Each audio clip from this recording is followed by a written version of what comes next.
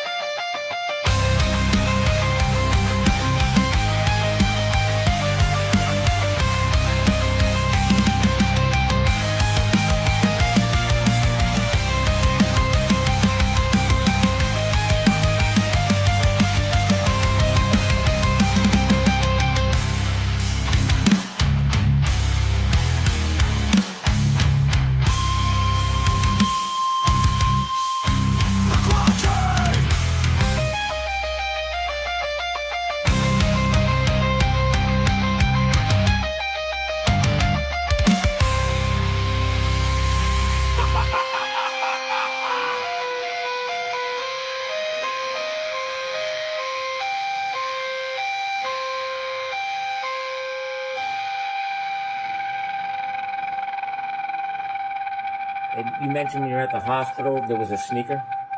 One. Yes. Bukake!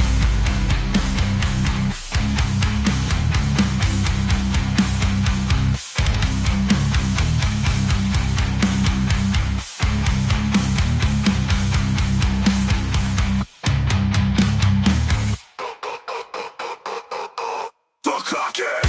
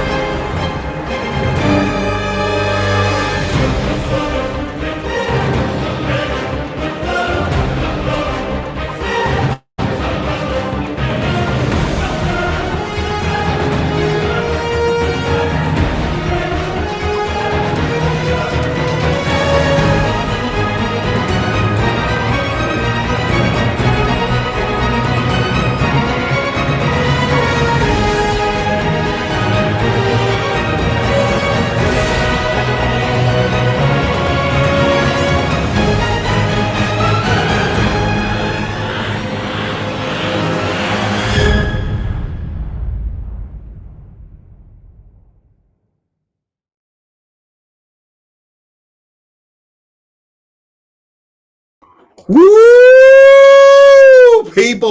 People. Oh my goodness. Hold on. We need another. Hold on. Woo! People. Kelsey is free. This is amazing. It's a great day. This is fantastic, people. Kelsey Fitzsimmons is now free.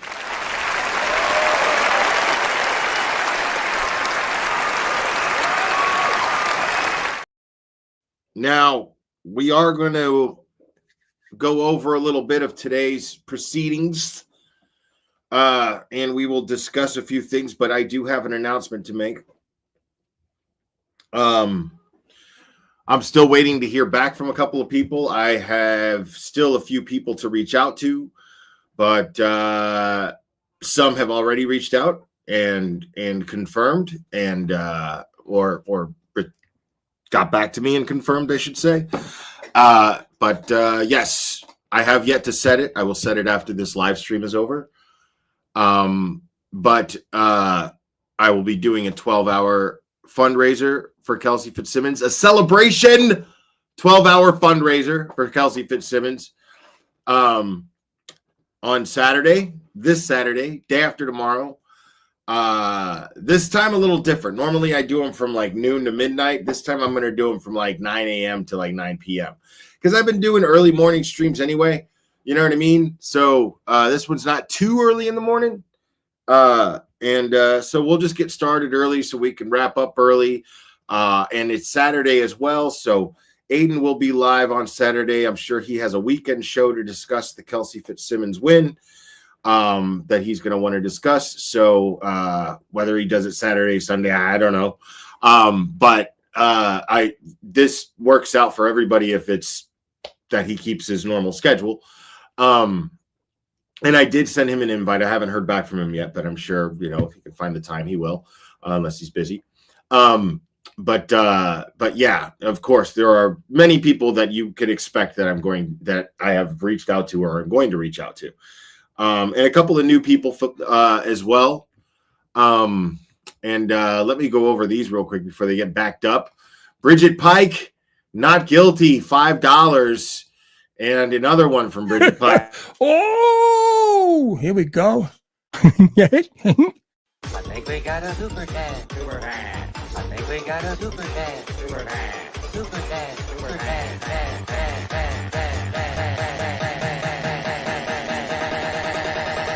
I think we got a super cat.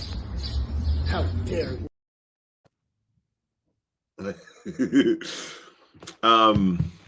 Sorry, I was responding to a text. Thank you, Bridget Pike. Yes, woo! Free the First Amendment just became a member. I love the handle. Kayla Jones, member for 26 months. Yes, Kelsey still needs funds for family court. Yes, she does.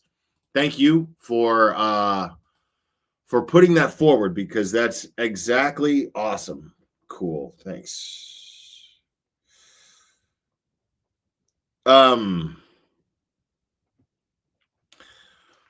So I sent Mazza a link to join me right now. He said he would try, but he is currently out to dinner with the Mighty One, as expected, celebrating the big win. And as you know, Mazza has been just the front runner of this whole Kelsey Fitzsimmons thing. He has believed in her from the beginning. A lot more than not a lot more, but more than I did. That's for sure, because I was more of, I don't know, man. And maybe that's just jaded me who's known too many crazy women. So I guess I'm always going to have that fear in the back of my mind when there's the crazy woman factor inserted in the whole situation. So like, that could be it. Just keeping it real. I don't know. But what I do know is, legally speaking, there was definitely no case against her, and there was nothing but reasonable doubt in this case. So this was an easy win. And thanks to the sound manner in which the judge presided over this case, I still have yet to see any actual evidence of corruption in this case. Now, I'm not saying there isn't. I'm saying that's the stuff that we'll probably, hopefully, see as long as shit doesn't end up getting sealed in the family court case that is moving forward. And if there's a civil case, which I can't imagine there wouldn't be, if there's a civil case, I mean, we're talking about somebody who got shot. She got shot, and then they charged her with a crime so that the shooter could cover his ass. So as far as the law is concerned, that's what happened. Because if he shot her, hey, making law simple, it's good to see you, buddy. If he shot her under any other circumstances than her pointing her gun at him or her pointing her gun at someone else, then there's no justifiable reason for him to have shot her. So I can't see her losing a civil suit here. So I can only imagine what the plans are as far as that goes. And I'm really excited for it too. So hopefully there's going to be, there's a lot here to look forward to. Oh my God, Miss V USMC just gifted $50 fucking memberships.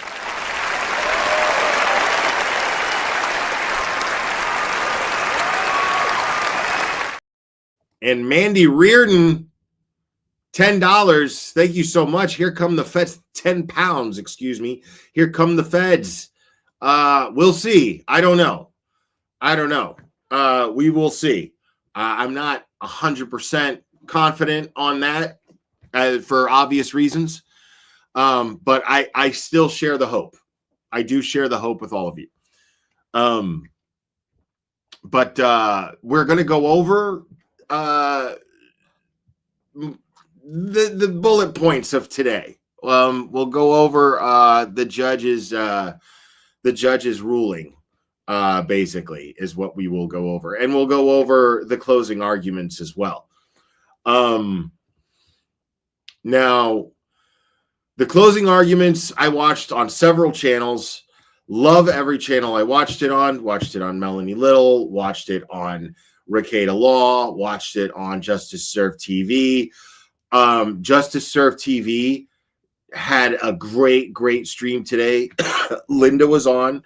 And before that, while Judge Karp was deliberating, Michael conducted his own tour, basically, more or less, within the bounds of what he's able to do, of the house, of the crime scene.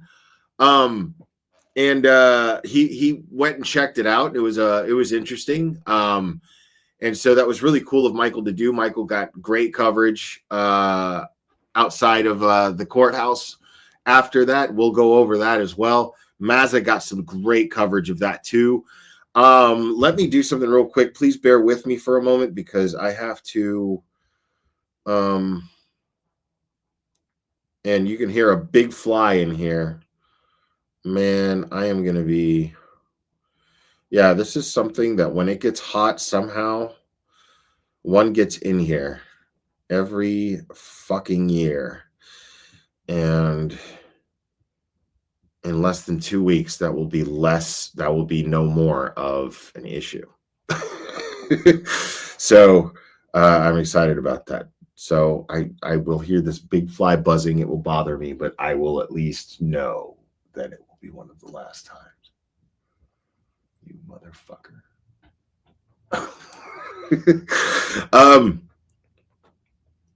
Let me do this real quick. Here we go.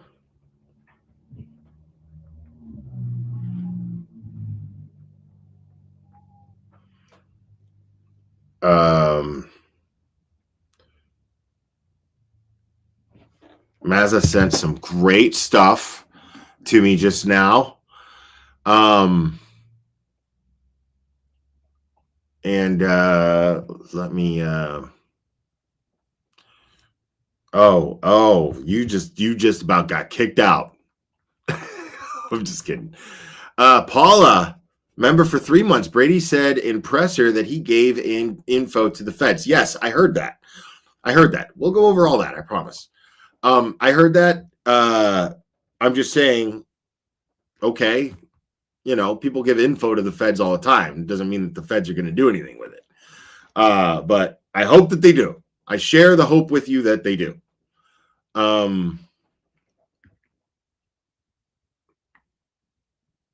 me pull this up here. Let me show you guys what. And I know he's going to be excited to share these with you guys too.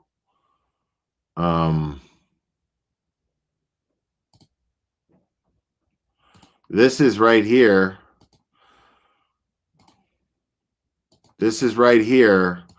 Kelsey giving Mazza, about to give him a big old hug. You got to love that right there. That Mazza got to share that moment with Kelsey. I tell you, nobody deserves, as far as us here in the YouTube worlds, in the YouTube streets, nobody deserves that moment more than Mazza. I absolutely, I am so glad that happened for him. I guess that's a moment before. This is where she's, no.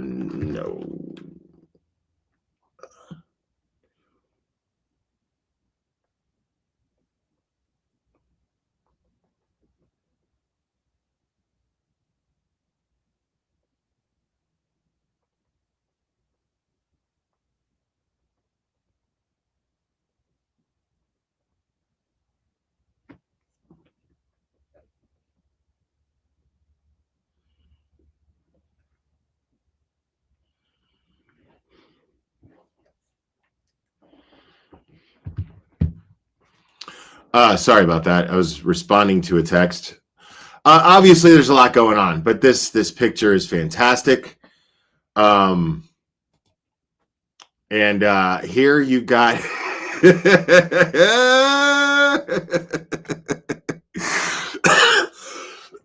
Now, this picture right here is really, really fantastic. If you really, really tear this picture down, you know what I'm saying? Like, you just pick it apart, okay? It's just beautiful. It really is. The word is beautiful. It's Mazza. Mazza is saying, great. Got a seat in the courthouse, and let me try to do my best Mazza. Hold on.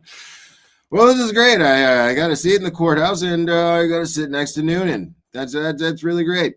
It's you know, of all the seats in the courthouse, and you know, I had to sit next to Noonan. I'm just glad that I got a seat, but you know, I had to sit next to Noonan.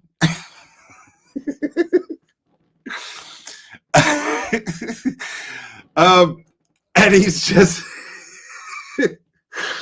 like, yep, that's where I'm sitting. There it is. Yep. You can really hear in the yep when he's thinking that in his mind up here. You can really hear that in the yep. It's there. And there's the big hug with Kelsey. Michael Bryant photobombing the moment. No, I'm just kidding. But yeah, man, this is awesome. This is just a great, great, great day. Fantastic. Fantastic. Oh my God. Wow. Miss V USMC just gave me $100 Venmo, which is really, really nice for Clubber's expenses. She writes, she is an incredible supporter of the channel. I'm so grateful. And I also got some Venmos yesterday that I didn't go over. I'll go over those real quick. Carrie sent $20 saying, donating to your exciting new adventures, boxes, bubble wrap, and packing tape. Yes, thank you. That's very helpful. Patrice, $20. Maybe Justin had been cheating on her with someone she knows. That's a theory. That's a theory. Thank you so much, Pam. $5 with a bunch of beautiful emojis. And then yes, there's the Miss V USMC. And yes.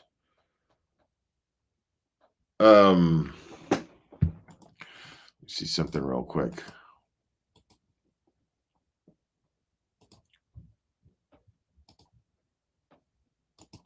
Sorry, I'm planning a fundraiser while I'm live here, and trying to run a show, which is my own fault, but you know.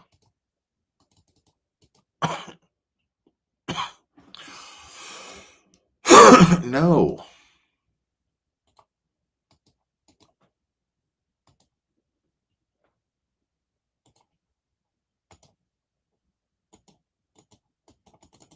Bro, you guys hear my mouse? Because my shit isn't working. The mouse is working. It's just my copy and paste feature is not. It's really annoying. Okay, let's try that one more time.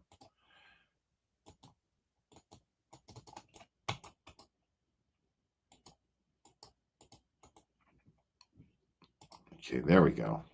No, that didn't. God damn. Okay. This is really annoying.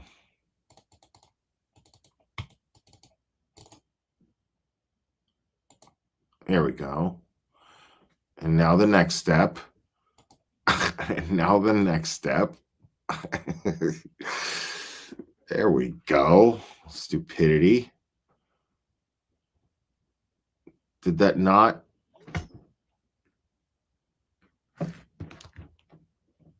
It's fucking retarded, dude. Oh, that's not going to work. Hold on. That's not going to work. Jesus fuck, man. This is like, is it the gods? Is it the gods? Okay, hold on. Let me refresh. I'm refreshed.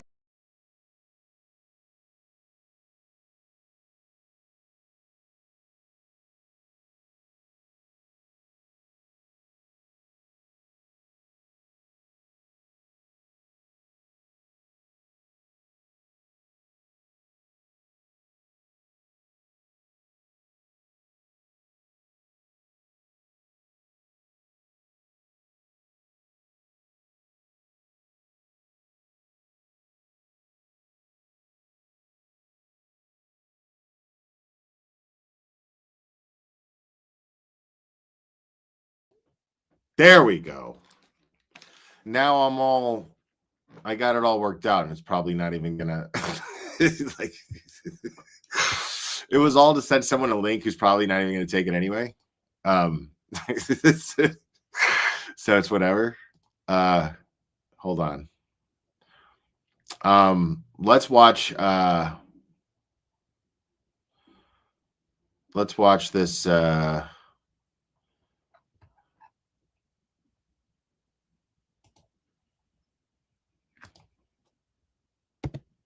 the closing arguments here.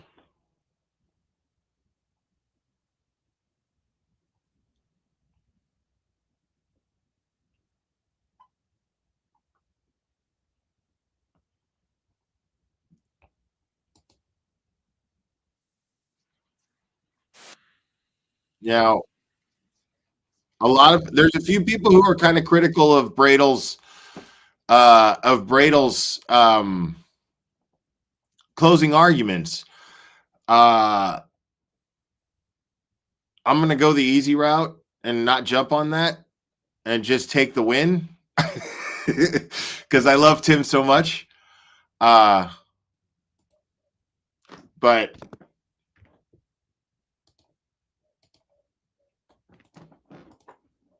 here we go.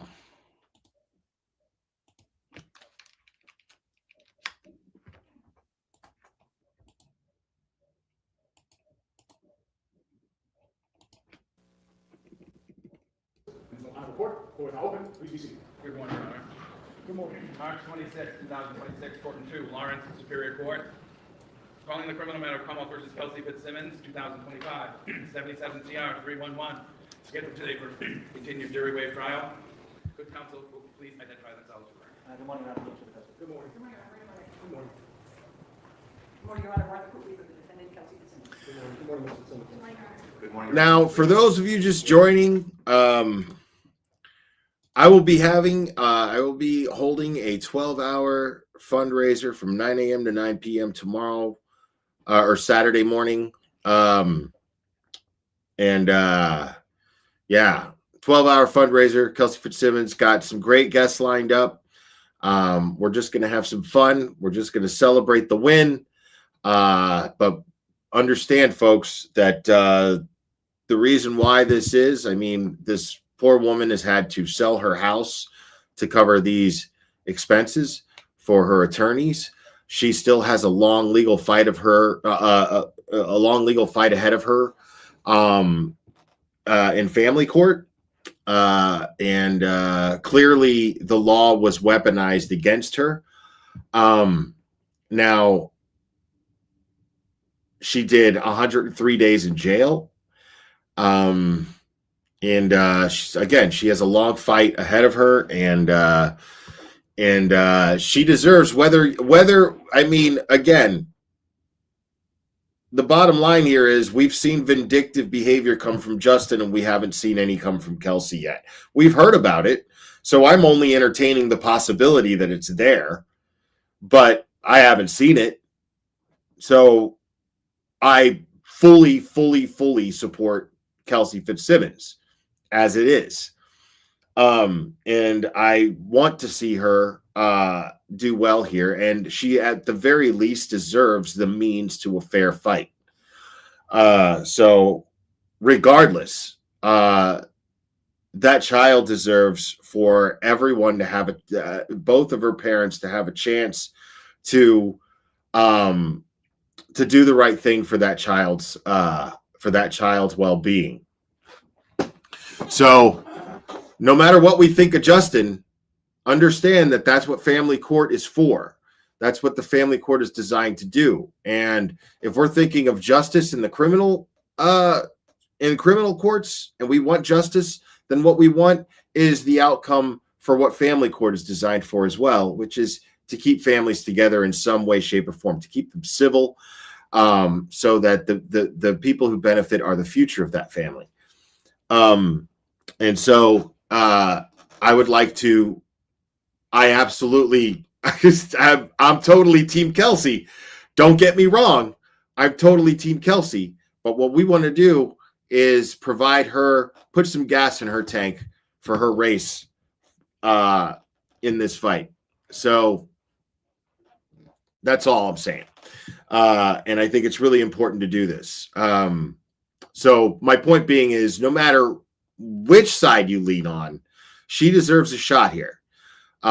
Because how this went down was completely and totally underhanded. It was a cheap move. A shitty fucking kick in the nuts kind of move coming from Justin. It was gutless. It was cowardly. And it was gross. And so I want to see Kelsey, you know what I'm saying? Like, if I see somebody get kicked in the nuts in a fight, you know what I'm saying? Like, I automatically see the person who got kicked in the nuts. And if I got like a fucking, you know, like a little stick or a fucking club or something, dude, like, yo, I'm going to toss it to you, bro. Like, hey, take that shit. Like, I'm that guy. You know what I'm saying? I'm that guy. If you're in a street fight and this dude is doing dirty shit, I'm the one slipping you something to be dirty too, if I got to. But Kelsey doesn't have to get dirty. Kelsey has the truth on her side, right? So what we want to do is make sure that she has the means to be able to fight a fair fight.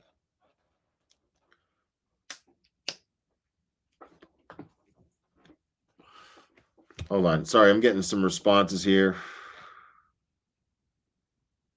Word. Okay, man. So this fundraiser is looking really good so far, guys. This fundraiser is looking really good so far. So Saturday, 9 a.m., 9 p.m. And I know we can come together and we can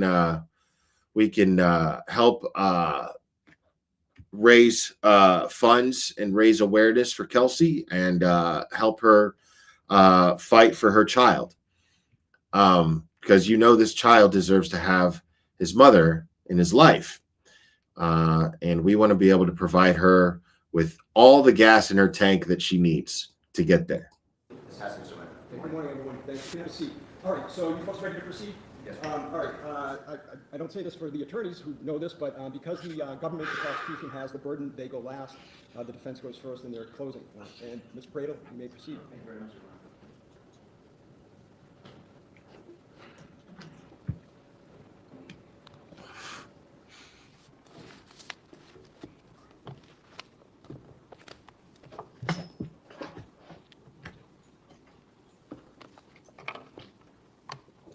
May it please the court. Counsel, ladies and gentlemen. Your Honor, June 30th, 2025. Jay Brill is the one who gave Chuck Norris the okay to leave the planet. Was the worst day in Kelsey Fitzsimmons' life. Her whole world imploded. Her fiance betrayed her. Her baby was being taken away. She was going to lose her house, her job. It was an incredible confluence of tragedy that was visited upon her that day. That day was about her, and she decided in the midst of what you saw testified to here, she decided to end her life. Patrick Noonan, when he came back up those stairs, Your Honor, walked into a suicide in progress. That gun was nowhere near him. That gun was already pointed at Miss Fitzsimmons' temple by Miss Fitzsimmons. She was a couple steps into the room. Officer Noonan, a gung-ho cop, highly trained, a SWAT guy. He'd already been ginned up all afternoon by the insane, ludicrous. Bro, it's so fucked up how much he looks like an old ass BLT, bro. Like, it's so crazy. Of Justin Lane. He had that in his head. He walked in, and like all of us That's the non-faded side, by the way. are susceptible to, he made a mistake. He shot too quick. He reacted too quickly. And instantly, he realized that he had to adjust the narrative. And that was easy, to just add 6 words to the equation, Your Honor. He said, words to the effect, she pointed the gun at me. 6 words. What did those words do at that time period? Those words made him the victim. Rambo cop. Those words made him the hero. And those words, most important, made him untouchable. Those words were a defense for his future, his life, his reputation. And they were Rambo to a cop. very willing audience. His colleagues, his brothers, his family, the investigators on the case. So that's really what happened here, Your Honor, and it is a tragedy, and it is something that should not result in any further harm to Ms. Fitzsimmons. Speaking of I'll Rambo, tell you about a few of the elements that I know you're going to be concerned about. So first thing I want to talk about, Judge, is the lack of motive and the lack of intent. Because when it gets down to brass tacks, I know that you're going to look at the law, you're going to look at the credibility determinations, that's you're it. going to make your judgment. And here, That's a typical retarded thing to say. Like, dude, first of all, bro, let me explain something to you, dude. Like, she's a baby, dude. Like, I like my women old and just bitter at life, like just completely run over by life. That's how I like my women. Like, that's, yeah, I'm good. I'm good. But she is beautiful. She's very beautiful, but she's a baby. this case fails, the Commonwealth ship founders on the rocks of lack of motive and lack of intent. Let's talk about motive. Everything in life is motive, and it's ironic that us lawyers always say, "Oh, you don't need to prove motive," but you really kind of did. It's meant not be an element of the crime, but motive is everything in this business, Your Honor. Let's look at the motive or lack of motive. Fitzsimmons and Noonan are colleagues. They have already bonded over shared tragedies, shared experiences. They were okay with each other. They were friends. Kelsey thought well of him, and she thought he thought well of her. She knows he has a family. She knows who his family is. She's not going to harm this guy. She knows, Your Honor, that he didn't do this to her. She knows that Justin Elaine did this to her. And she's, probably most important, she's been in those shoes before, serving restraining orders. She knows she's just a messenger. She knows he's just a messenger. Right. He says The worst moment something. of her life, and she wanted to end her life. And how did she want to do it? She wanted to do it alone. She didn't want to. Bradel says something later on here that was so powerful. Involve these officers because she knew this was a selfish act. She came in here, and ironically, the most credible evidence that came into this case, Your Honor, was from the one person that didn't have to testify. And she came in here and she chose to testify. And she waived her rights and she testified. And she showed, Your Honor, that she's a moral person. She's a caring person. You will sit down and you'll deliberate, and you'll be drawing the inevitable conclusion that Kelsey. Now, I'm not going to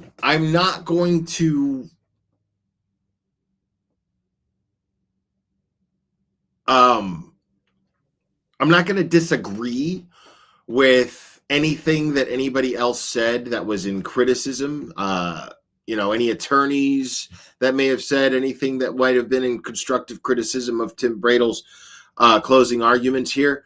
But I will point out what I really liked about it. I will defend it because I truly believe that I see where Tim is coming from and what his strategy with this closing argument was.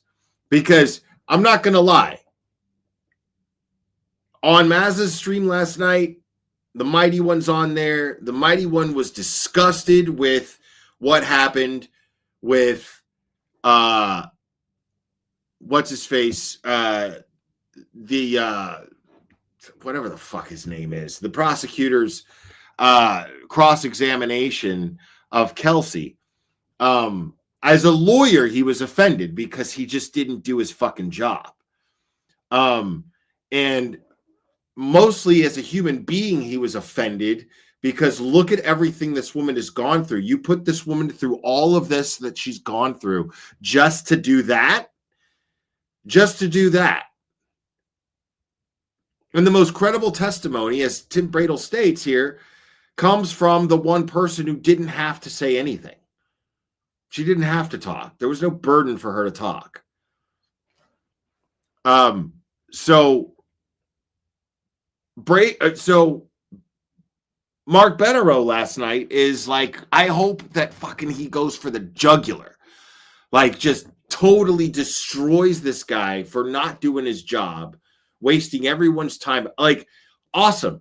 I wanted to see that too, but I understand why Tim went the route that he did. I absolutely understand, because he's trying to maintain a tone. This is the way I'm perceiving it anyway. I'm not an attorney, you know. I mean, the Glare Institute of Law and stuff only provides you with so much power, so much, credible insight. Now, I think that Tim was just trying to maintain the tone that Kelsey Fitzsimmons' testimony put out there, the tone that it carried, the tone that Kelsey Fitzsimmons' testimony carried. Kelsey Fitzsimmons was very poised, very professional. She was very calm. You felt for her.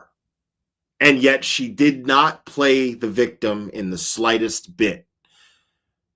She didn't need you to. The facts dictated the fact that she was a victim, but she stood strong. She stood upright. She answered with everything. She answered everything with articulation. She was very, very amazing. I mean, just amazing.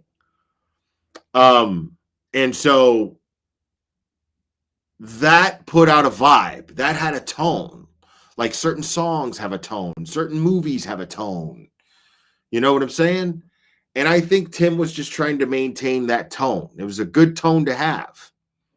And I think that he was just trying to maintain that tone with his closing arguments, to keep that going, to keep that judge, to keep pulling on that heartstring on Judge Karp. That's what I was thinking. Anyway. Fitzsimmons is a moral person. You have to contrast that with the callous treatment of this case from the other side. Hey, we're going to go serve an order on Kelsey Fitzsimmons. Her ex-fiancé got an order on her, on Kelsey. Let's go serve an order. The answer, sounds good. Let's go. Talks to his neighbor. Oh yeah, I'm the shooter. I'm the shooter. She's a whack job. So. And I think that's just Tim's style too, you know?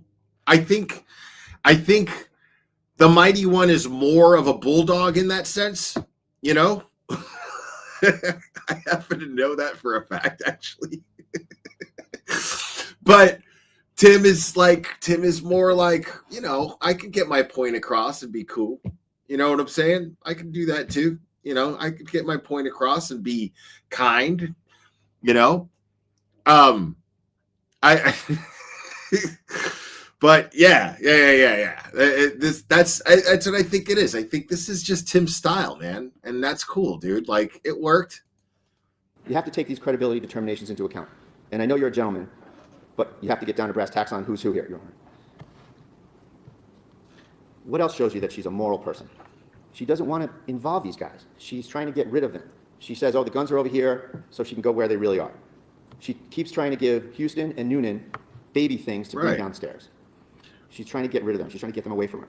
She wants to do this on her own. She doesn't want to have some sort of a situation where she gets shot by one of her colleagues and friends. It's understandable because she's a moral person. She waits for her chance. She gets to her room. There's a distraction downstairs. She doesn't know what's going on because she's focused on the job she's trying to do here, the tragic, awful thing that she's trying to do to herself. That's how you know she's telling the truth, Your Honor. You saw in the room, and I'll show it to you in a minute, the chest that she got the gun from. It's a chest on the floor. It has one of those substantial lids that you have. This is something that's always bugged me. I feel like it's brass tacks TAK TACKS, not taxes in taxes and funds. You know, like I feel like it's because it's brass. Get down to brass tacks, meaning like brass tacks that keep carpeting on the floor. That's how if you had to ask me what the origin of the term brass tacks is and why it means it means tax, right? Yeah. Sorry to put you out there, Connor. Mike Ryford. Sorry to do that, bro. But you made me think of it, and I just couldn't let it go because I was like, fuck, I have an opportunity to bring this up and talk about it. Because I imagine that it means like it's a metaphor for, you know, keeping like stuff that it's all down to the floor because it's keeping the carpet down, you know, brass tacks that keep carpet to the floor.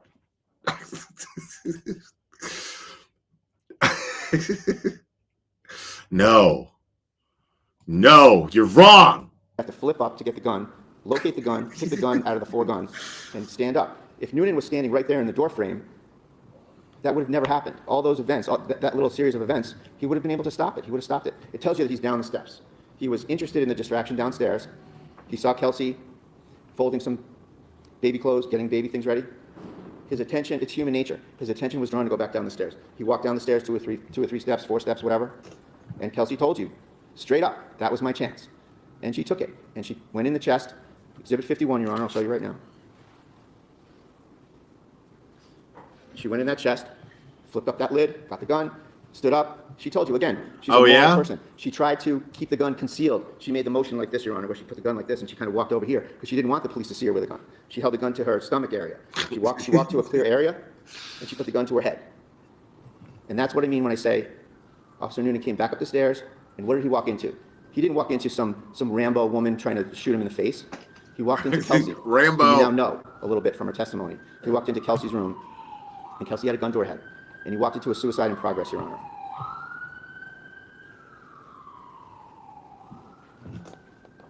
And the man that had just been holding her baby, that she chose to hold her baby, that she chose to feed her baby, walked into her suicide in progress. The gun was nowhere near Noonan. There was no threat to Noonan. And the law says that an officer may not use deadly force on someone who is exhibiting a danger only to themselves. And that's offered to Your Honor twofold, in the sense that it shows that this was not a reasonable use of force, and it shows you that his knowledge of that statute, as he said on the stand, gives him a motive to lie. He knows that this is not a good shooting. He knows this is not a clean shooting. And that gives him a motive here, Your Honor. Right. And like all of us, we all make mistakes. He overreacted, and he shot. He had the look on his face, panicked, flustered. See, I love that. Bradle pointing that out. He had made a mistake by leaving her there, walked down the steps. Welcome, skeptical. And that gave her the chance. And when he did this, he knew immediately, Your Honor, that he had to adjust the narrative. Oh, yeah. I remember that from... Kelsey had no... I remember that from The Insider. Do I get points, Bob? Were you quoting The Insider? Where that dude, that lawyer, they're in court, and he goes, "Wipe that smirk off your face!" Michael Mann likes to use that guy a lot in his movies. I love that scene. The Insider is an awesome movie. Nobody talks about that movie. Intent to do so.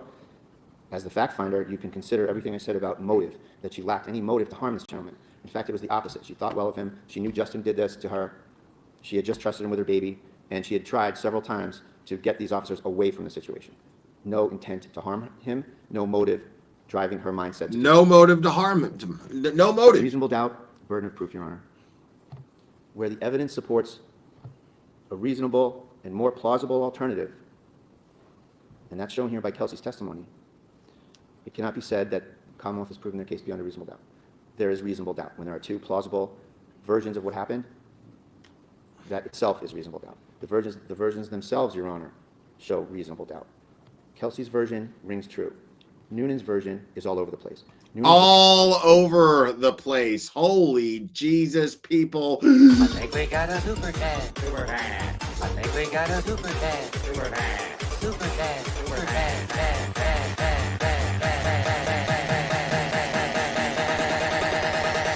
I think we got a super chat.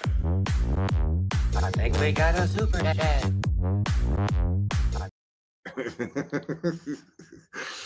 Oh my God. Ms. V, USMC, being a student at Will's School of Logic and stuff, School of Law and stuff, helps me, dear. Clubberish is a cute mascot. Thank you, sir. Now, see, we shape minds at the Glare Institute of Law and stuff so effectively that we make the mind creative to where they change their perception of what the names of the school that they attend even is. Because that's how advanced our education system is. Just so you know. Version is contradicted by the strong consensus of everybody else in the House. Noonan portrays a couple different stories, but if you want to pick one where it's this drawn-out potential gun battle, where she's backpedaling, sidestepping, tapping, racking, there's commands going on, that takes time. It takes time for me even to say it. Never mind do it. And that's belied by everything everybody else in the House says. Everyone else says, Kelsey, no, 2 shots in quick succession, bam, bam. That does not... Mercury Stars gets it. Does not fit with what Noonan said happened. So on that alone, Your Honor, as a fact finder, I suggest that your duty is accomplished quickly, because there are 2 extremely divergent versions of this event. And Noonan's version is changed itself. Noonan's version is inconsistent with who you now know Kelsey is as a person. It's self-serving. And like I said, it makes him untouchable. It's comedy goodness. And when you judge it against everyone in the House... What's up, Scott Messerschmidt? Story. Everyone else has what Kelsey says. He walks into a suicide in progress. He sees it. He reacts. Kelsey, no. Bam, bam. Brain freeze. Mistake. Has to cover it up immediately. What else do we have? When you're a fact finder, Your Honor, you want to look for corroboration. What's the corroboration on either side of this thing? Or lack of corroboration, which is what really it is here. The big one, the big elephant in the room is that this department has no body cameras. Yeah. We wouldn't even do exactly that if they had body cameras. There's no evidence other than people's words. He said versus she said. That's oftentimes, almost all the time, not a good place to start for the Commonwealth. How many of these guys didn't do reports? What's up with that? What's up with that? Body camera video on the witness he's interviewing. There's no reports. Nobody interviewed Kelsey. The testimony of everyone else in the House shatters his narrative. Jay Brill was in the courtroom. Kelsey Fitzsimmons. And it's not just because, hold on a second. It's not just because Jay Brill is everywhere. Okay? It's not just because of that. It's because he was actually in the courtroom. She should be dead. 2 times. Now listen to this. This is amazing. This is a powerful statement right Kelsey here. Fitzsimmons has been blessed. She should be dead 2 times over. 2 times over. By her own hand and by the hand of Officer Noonan, who shot too quick. Never really looked at it that way. I may have made that point before. I don't know. Donkey's Nougat, thank you so. Not Donkey's Noggin. Can we all give Connor some praise before he turns into a Cryford? we love Connor, of course. Thank you so much. That's wild. Think about that. She beat death twice. There's a reason why. There's got to be. If you believe in something bigger than yourself, that you submit to the likelihood that it is beyond your understanding. If you believe in something that big, bigger than yourself, if you have the humility to do that, you have to believe that that is, that's lightning striking twice in the same spot within a matter of seconds. That's God going, nope, nope. I said no. That's wild when you think about it. It is fucking wild. Gun misfires when she tries to hold it to her head. And she survives this gunshot to the chest that would kill most people. And here she is. She fought this fight and beat it. They tried to charge her with a crime. She beat it. Now she's got to get her kid back. And we can help her do that. And we will help her do that. We've been helping her do that. Mazza has raised an amazing amount of money. Mazza has raised an insane amount of money for Kelsey. And has just been doing that. And so we're gonna try to follow suit.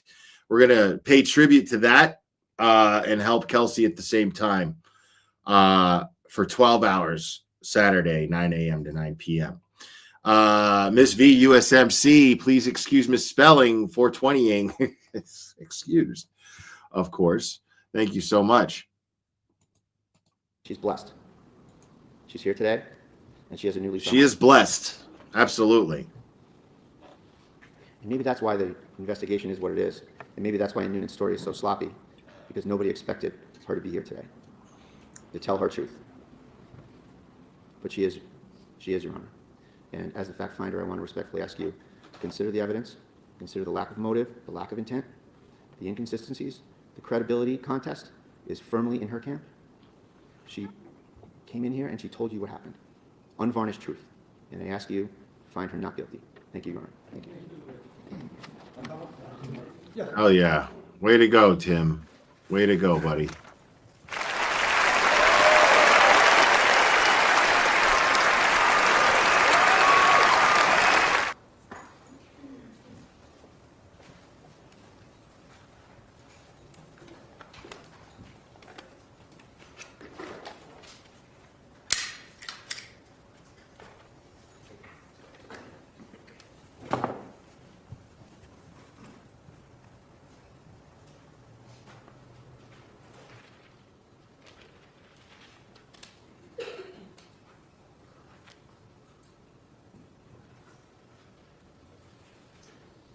Okay? Yes. Every piece of credible evidence in this case proves one thing, that she's guilty. All the testimony, the scientific evidence, the physical evidence, the demonstrative evidence, everything points to... Now, you see what this fucking dude does here? This is funny as shit to me. He tries to play little mind games. He tries to implant words. I've seen lawyers do this 100 times covering trials. He tries to plant words like listen to what he does here. Evidence in this case. Okay? Yes. Every piece of credible evidence in this case. Every piece of credible evidence are already he's putting a stamp on it that it's credible. He's deciding for the judge that the evidence is credible. He's stating it as a fact that the evidence is credible. That's it. Which is like if I'm the judge, I'm offended by this. I'm already like you know what I mean? This guy is fucking full of shit. Already he sounds like a car salesman. And he's the prosecutor. She's guilty. All the testimony, the scientific evidence, the physical evidence, the demonstrative evidence, everything points to one conclusion: she is guilty. Were they actually? That shit was making me mad. Maybe we won't even go over this guy's bullshit. That shit was making me mad. Like this guy waving a fucking gun around in the courtroom and pulling the trigger was making me like uneasy. Like, dude, don't do that. Now I get it. The gun's empty. I get it. I understand. But don't do that. Like, dude, remember the Kyle Rittenhouse trial? When it was triggering. Do you remember the Kyle Rittenhouse trial when the prosecutor pointed an AR-15 assault rifle at the jury with his finger in the trigger well? Like, I got similar vibes from that. I was like, what is this guy doing? Just waving a gun around in this courtroom. I was like, what is this? Dude, no trigger discipline whatsoever. Trigger discipline completely went right out the window here. Like that, there's no reason. I don't need to demonstrate. I don't need the theatrics with a real fucking gun in my courtroom. If I'm the judge, that would have turned me off completely. I'd have been like, dude, have you ever heard of trigger discipline? I don't need you to demonstrate this gun. You know how a fucking gun works. This is a bench trial. It's not a jury trial. Her own testimony proves she's guilty because it's impossible to have happened the way she said it. It is scientifically, mechanically impossible for it to happen the way she said it. Her story is that she grabbed a gun, put it to her head, pulled the trigger, and it clicked.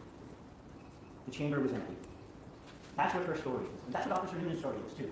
She pulled the trigger, click, nothing came out. There wasn't a round in the chamber. She even said she told everybody how stupid I am. I tried to kill myself with an empty gun. But what do we know about the gun? What do we know about her gun? Because after she went to the floor, Lieutenant Davey picked it up, put it on the bed. Officer Noonan picked it up and put it on the table. The simple truth is that this guy can say this shit 100 times. But it doesn't prove that Kelsey pointed a gun at Noonan. It just doesn't. And that's what that's what he's there to prove. And if he fails to prove that, he fails to be able to get a conviction. And so it's over. It's done. Like this is just all fucking show. This is just all bullshit. And then Officer Core came in the room. And what happened then? Officer Noonan said, secure that gun, make it safe. And so what did he do? He took the gun, he found that black box, the safe, he made sure that was empty, he turned it over. He pulled out the magazine that you can see right here. He opened the chamber, and there was a round in the chamber. He dumped it out into this safe and put the firearm in there. And then they stood watch on that until State Trooper Bonasara took it back in the lab. That magazine that you have in evidence contains 16 rounds. It was a 17-round capacity gun. It contained 16 rounds, plus the one that was in the chamber. 17 rounds. As we know, there are only two ways to get a bullet into the chamber. One. Hey, can somebody email me a link to the footage of Justin tripping and falling, please? There's already a bullet in the chamber. So funny.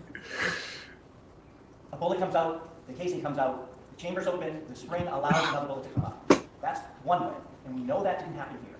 The gun didn't fire because the chamber was empty. The only way a bullet gets in this chamber, other than that way, is if someone racks the gun. She said she didn't rack the gun, but there was a bullet in the chamber. She did rack the gun. What did Officer Noonan say? But because of your fucking idiot cops who didn't fucking follow chain of custody protocol, they could have fucking... How are we to know that they didn't rack the gun with a bullet in the chamber? How do we know that?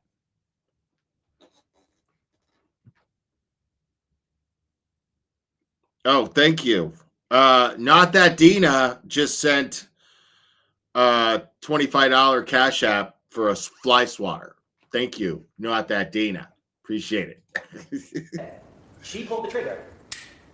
Nothing happened. She stepped back, tap racked, tried Okay, that's really annoying. So I'm gonna take that off of there. Yeah, I don't need to have this guy doing that on my show, especially after everything that just happened with my fucking show. So let's skip over to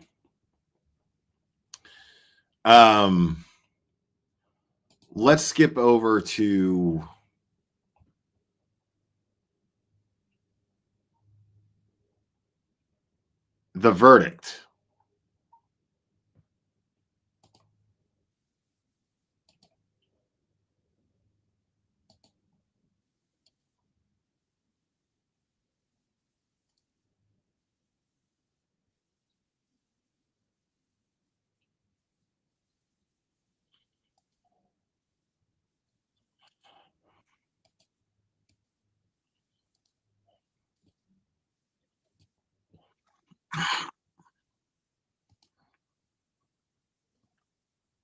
500 positions for the next school year.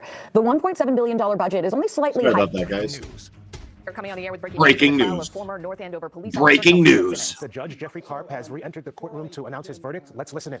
To our audience members, I understand that this case has generated a lot of passion and emotion, but you must remember that this is a courtroom. And Law and disorder. Remember, for that's my verdict. 1 month. Must Thank not you act so out much. This is the emotionally right verdict or for visibly once.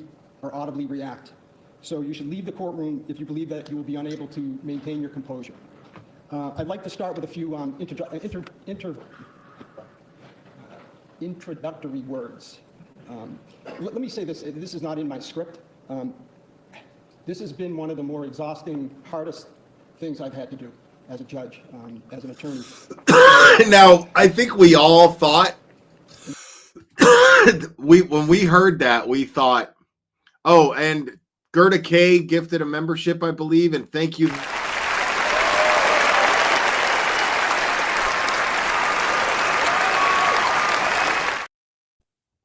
Thank you, the Goodmans, for gifting a membership as well. Let me see real quick. I don't want to give the wrong person credit for gifting. Yes, it was Gerda K. Thank you, Gerda K. I'm sorry I missed it. And Wildcats member for 2 months. Didn't you know Cryford is a good guy? JFK said. Thank you so much. I appreciate it. Mike Cryford. So yeah, when he said this right here, hardest things I've had to do as a judge. That when I heard that, I was like, uh-oh. I think a lot of people were like, uh-oh. But I'd still, as soon as my brain went, uh-oh, I was like, no way. There's no way. It can't be. There's no way. Like, immediately reasonable doubt came to my mind. Burden of proof came to my mind. And I was like, there's no fucking way.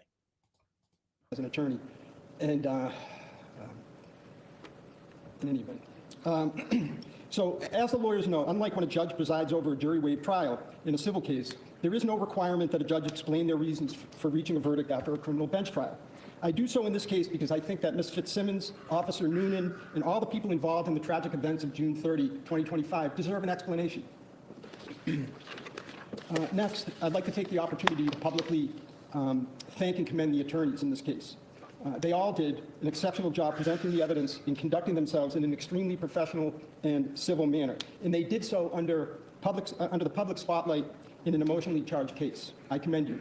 To the extent that any of the prosecutors and attorneys may be vilified or subjected to public scorn for simply doing their jobs, in this case, I say that any such scorn is unfair, unwarranted, and simply wrong. These prosecutors and attorneys fought hard, but performed their solemn jobs fairly with the utmost civility and professionalism. They served as a shining example of our adversarial system in operation. Now, I'd like to publicly acknowledge the crucial and often thankless role that police officers perform, a role that Ms. Fitzsimmons herself, like Officer Noonan, willingly and selflessly performed for the citizens of North Andover. For this, you should be thanked, not disparaged.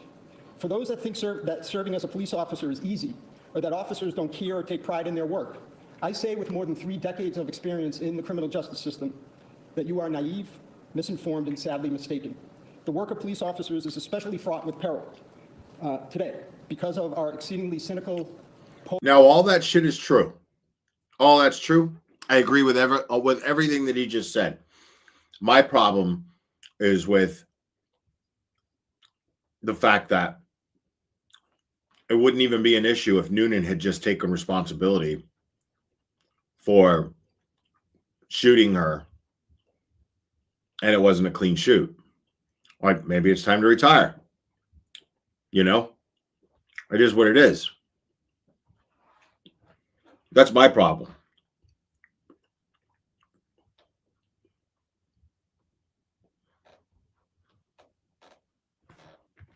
So, but yeah, everything that he said about police officers, I completely agree with. But we definitely seem to have a good old boy bullshit thing going on here in Essex County. Polarized atmosphere. In the specifically in the North Andover Police Department. Citizenry often believes that there is a conspiracy under or around every corner. I saw no evidence of a conspiracy in this case. What I saw was dedicated public servants like Officer Noonan and his fellow officers doing the best they could under tragic, rapidly evolving emotional circumstances. What I also saw was a young woman, Ms. Fitzsimmons, who was also a dedicated public servant, react to sudden, confusing, and heartbreaking news. I mean, I don't know about a conspiracy, but I think dude is covering his own ass. And the cops seem to be supporting him and not her. You know what I'm saying? Like, that's what I see. I'm not going to go as far as to say conspiracy. I'm not going to do that, you know, but at the same time, I'm going to say, well, if he's lying, you know what I'm saying? Like, who knows? Maybe it was all on him. Maybe the cover up was all him and he lied to his people. Doesn't mean anybody helped cover it up, but he fucking lied. Now let me turn to the evidence and the law. Our system of justice requires me to decide this case solely on the law and the evidence. So the only things I have considered in reaching my verdict are the 98 exhibits admitted during the trial and the testimony of the 11 witnesses that testified here in open court. While it may be cold and uncaring, our system of justice demands that emotion, sympathy, and concern for the consequences of my decision play no role in my decision. As for the law, in order to prove Ms. Fitzsimmons guilty of the crime of assault by means of a dangerous weapon, the Commonwealth must prove the following three things. We lawyers call these things elements beyond a reasonable doubt. First, that Ms. Simmons committed an assault on Officer Noonan. Second, that Ms. Simmons intended to commit the assault. And third, that the assault was committed by means of a dangerous weapon. The sole issue before me is whether the Commonwealth proved each of these three elements beyond a reasonable doubt. And more specifically, under the circumstances of this case... That's a great question. That's another reason why the prosecution had such a weak fucking case. Why, I mean, it speaks volumes that they wouldn't call members of the fire department. It speaks volumes that they wouldn't call the EMTs that picked her up and treated her, or anybody who was on the helicopter or whatever the fuck. I mean, it's very telling to me.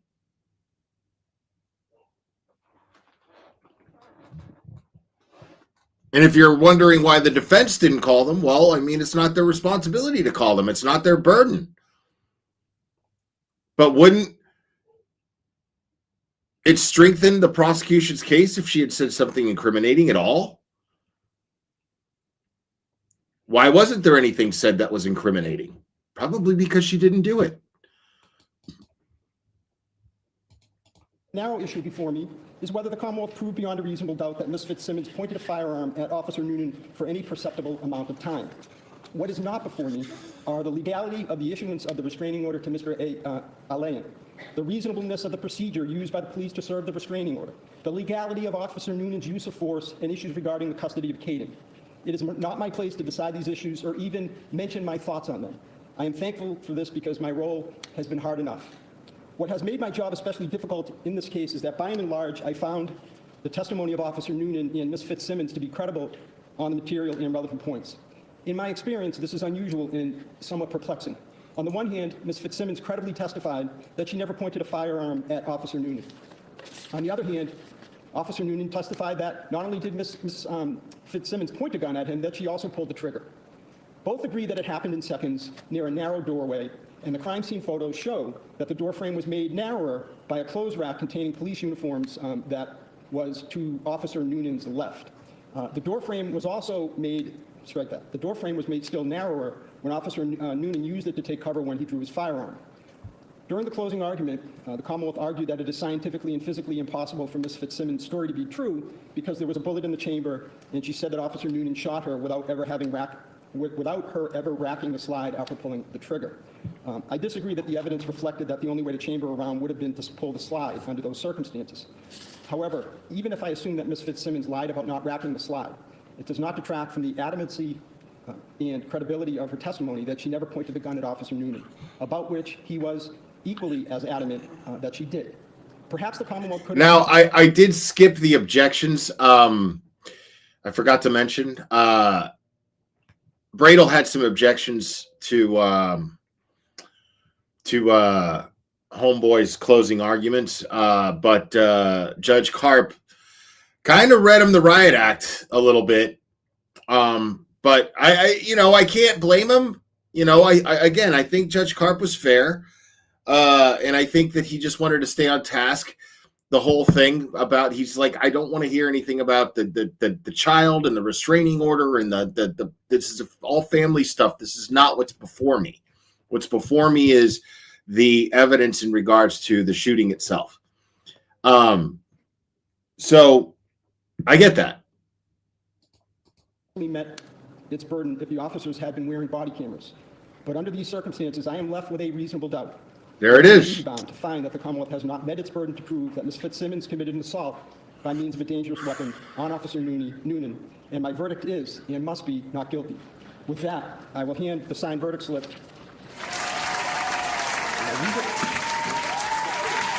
will hand the signed verdict slip to Mr. Lane. There's Mazza. And ask that he advise Ms. Fitzsimmons of her statutory rights. Ms. Fitzsimmons, could you please stand? On docket 2025, 77 CR. I want to see Mazza's reaction again. I will hand the signed verdict slip to Mr. Wayne. Look, Mazza's just trying to keep us cool, bro. Let's watch Mazza in slow motion. React to that. Let's watch Mazza in slow mo. Mr. Wayne. Maz is very, very, he's very, very happy, very excited, and he's keeping it very, very under wraps. He advised Ms. Fitzsimmons of her statutory rights. Ms. Fitzsimmons, could you please stand? On docket 2025, 77 CR 311, count 001. The court having returned a verdict of not guilty, the court orders that you be discharged of this indictment, and this indictment only, and go thereof without delay. Kelsey Fitzsimmons, as required by statute, I must inform you that the records regarding the charges for which you have been found not guilty will be sealed by the Commissioner of Probation and by the court unless you notify the Commissioner of Probation in writing within 10 days that you do not want those records sealed. To request that those records not be sealed, you may use the request not to seal form posted on the trial court's webpage on mass.gov, or a copy of which I will hand to your counsel. I cannot accept it's Jay Brill. The form here in court. You must submit it to the Commissioner of Probation at the address. Like, he's the only one there that looks like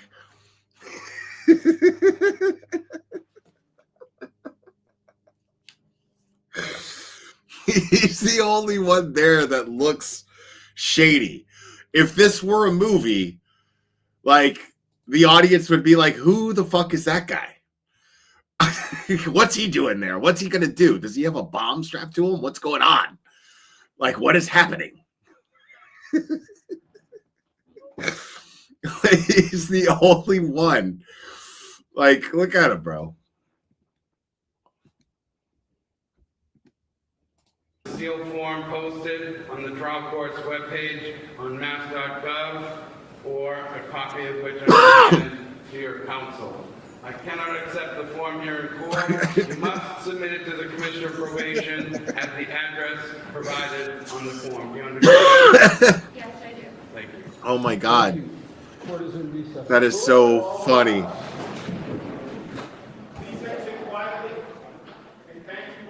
There you have it, a not guilty. There's the mighty one.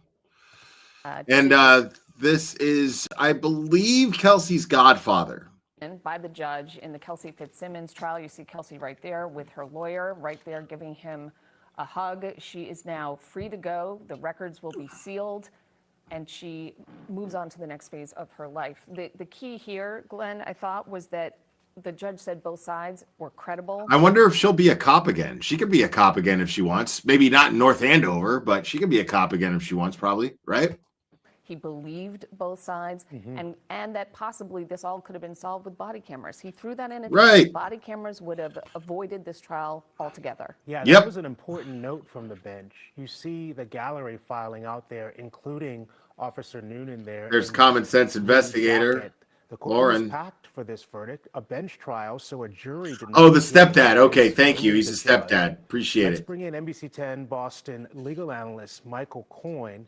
Michael, let's start the conversation with what JC just mentioned. The judge said that he found both Noonan's and Fitzsimmons. Look at Bradle, bro. Totally exactly what he says during the press conference that takes place in just a moment. His testimony credible, but we have to also acknowledge that their testimony conflicted.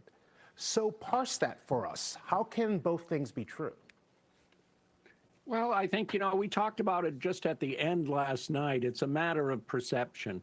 And I do think that that's what really, at the end of the day, one could align both of these versions of the events, is that Officer Noonan believed one thing was taking place as she moved that gun in some fashion, while her version of the events is, her truth is that if I was moving it at all, and it was towards my own head, not towards someone else. And we have to remember how quickly these whole things happen. And that's why the judge made reference to the narrow doorway, the door in the way, and these big bodies in a relatively small cape, so that you really don't have a lot of time to see everything that's going on. And you don't have a lot of time that we all get to act in hindsight and say, well, maybe this should have been done or that should have been done.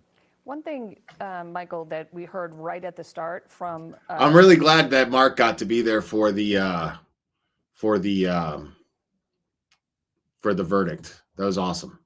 Judge Karp was he said this was exhausting and the hardest thing he's ever had to do. Can you explain that perspective? It was a quick trial. It didn't seem overly taxing or dramatic, and yet Tim is so dope. He's had an extensive career, so to say that is quite a statement. Oh, sure. People don't Bridget understand Pike, how again, mentally, thank you so physically much. draining it is Kelsey- to actually try a case, because Kelsey told the judge when they gave up jury trial that she was going to finish the rest of law school. She already did a year and a half. Right on. Yeah. I mean, I think she could make a great difference. it's not just the 3 days or 4 days now that you've spent in actually sitting there listening to the arguments and the rest. It's all the preparation time. Again, you see these trials on TV and Law and Order and the rest, and everything's done in an hour. The preparation that goes into the cases of this sort by the lawyers are likely well enough. Did he say TV shows like Law and Order? I've never even heard of that fucking show. The fuck's he even talking about? Law and Order. It's not a thing. Crazy talk. Excess of 1,000 hours, and the judge needs to be prepared as well. And as I think we all could see throughout the course of the trial, he knew what the law, he knew the facts of the case, he understood where the pleadings were at and where the discovery was. That's an intense amount of work, and especially then when that has to all be done under the glare of the media, expecting and micro-managing every little move that not just the lawyers make, but the judge makes as well. It is very physically and mentally exhausting at the end of the day. And I think that's all he was conveying to the rest of us, is that, he's tired. He needs a couple of days at the beach himself. We're just watching Kelsey Fitzsimmons, the defendant in this case, leave the courtroom. We expect at some point she will speak to the media. If that happens here in the next few minutes, we will bring it to you live. Michael, let's talk a little bit about what might happen next here, because there is this probate issue that needs to still play out. It can be very complicated. There's a 1-year-old child involved here. And then there's also the potential, if Fitzsimmons chooses, to pursue some kind of civil action. What do you expect happens next? Dude, sue the fuck out of them. And as you point out, Glenn, the probate court case will go on for years. I do expect at some point, assuming that she gets any mental health treatment that she needs, that there will be a reunification between mom and the child. The probate court is not interested in severing those bonds generally. So There will be attempts to try and restore that relationship, probably sooner rather than later. And there'll be a more thorough examination of all of those issues with respect to whether the restraining order was truly needed, whether some of those issues were fabricated for tactical advantage and the like. They've got a long time where they're going to be fighting in probate court unless they are able to resolve their differences sooner rather than later. From the civil standpoint, there's almost no doubt that there'll at least be threats of a suit against the North Andover police officers involved. Not that, Dana. Department itself. Maybe that's going to be resolved short of this, but there's still going. Oh, you guys know, like, dude, in a custody fight, dude, like when there's not marriage involved, man, that shit is fucking so much better. Like, if you manage to not get married to that person, fuck, you dodged a bullet, bro. Thank you, not that, Dana. Argue the similar types of things that we saw here is that there was no threat, imminent threat to the North Andover police officer, that you didn't need to use deadly force, and that there are constitutional violations that have been committed upon her that she would expect to be compensated for. So I think you'll still see those arguments raised, and it may well end up in litigation if they're unable to resolve those differences. Michael, the judge said that he found both sides credible. In other words, he believed that each side, Officer Newman, get the fuck out of here. Kelsey Fitzsimmons. Now, I think that's Carp just, you know, keeping things, you know, on a nice even little keel. You know, that's what I think that was. You know, I mean, he's not going to publicly shame Noonan unless Noonan totally fucking, like, you catch Noonan doing some dirty, fucked up shit. You know what I'm saying? So if he doesn't have solid evidence that Noonan was a fucking lying sack of shit, you know, he's not going to call him a lying sack of shit. He's going to say, you know, for the sake of, you know, the fact that there's so many people watching, it's his responsibility to maintain the image of police officers and the justice system and keep it intact as far as whatever is it within his power to be able to do so. That's all I think he was doing. So, you know, I don't think he contradicted himself or anything. I think he was just saying what a judge is supposed to fucking say in that moment. Believed in those moments their recollection of what happened. Given that fact, and again, they found them both credible, is there anything the Commonwealth could have done, short of having body cameras, which we know they didn't have, is there anything they could have done that you think could have swayed this in their favor? Yeah, I mean, and you're right. You try the case you have. So we don't have body cameras. You know, there could have been a little more evidence with respect to how that gun moved from where she took it out of the safe to her head. You might have wanted to slow that all down and have her explain in detail how it happened. In some ways, it seems almost impossible to be able to move the gun from your side to your head without that arm coming forward in some ways. So I think there may have been a closer examination of that evidence with respect to how that occurred. Yeah, homie panicked. I also think the defendant, now they've won, so they likely don't have regrets, but there could have been better evidence that would support the mental health issues, the sectioning by the North Andover police. Obviously, with the not guilty verdict, they don't have any of the similar regrets, but I do think the prosecution probably has some that they believe they could have tried a tighter case. But at the end of the day, it's not the fault of the district attorney's office or the law enforcement involved. The burden of proof in a criminal case, as we've said multiple times, is extraordinarily high. And for good reason. We don't want innocent people to be put in jail. So you had a he said, she said, as we've said from the outset. Those are incredibly difficult cases to. But, sir, lest we forget that an innocent person was put in jail for 103 days. That happened. Can't be taken back, can't be undone. When you are always looking for support from others who don't have involvement in the case themselves because they would be disinterested and less biased when you look at their testimony. And Michael, maybe there is an elephant in the room that we should address. It's an unanswered question, but let's talk about it. What if Kelsey Fitzsimmons wants to be a police officer again? It would seem to me that she has a strong claim. She hasn't worked at the North Andover Police Department since February of 2025 when she had her son. She was attempting to come back, and only a few days before she was to be reinstated, this incident happened on June 30th, 2025. So if she decides she wants to resume her career, does she have a strong case? She has a case. I don't know how strong it'll ultimately be. The Civil Service Commission may have to examine that as well. But you also, as you point out, you have some significant issues with respect to how this went down and whether, in fact, under the circumstances, when she gets sufficient mental health treatment and she's able to, again, be a trusted law enforcement officer, whether she could continue that career. That's all right now debatable issues. So it would not surprise me. She testified that this was a lifelong passion of hers, that this is what she wants to do. The problem is there a department willing to look past what is a self-confessed acknowledgement that she intended to use her own firearm to take her life? That's fair. And that's a hurdle to come forward with. I mean, it just depends on how hard up they are for cops. Since I mean, she was found that happens, man. Like, if they're hard up to get cops signed up, I mean, they will let certain things go.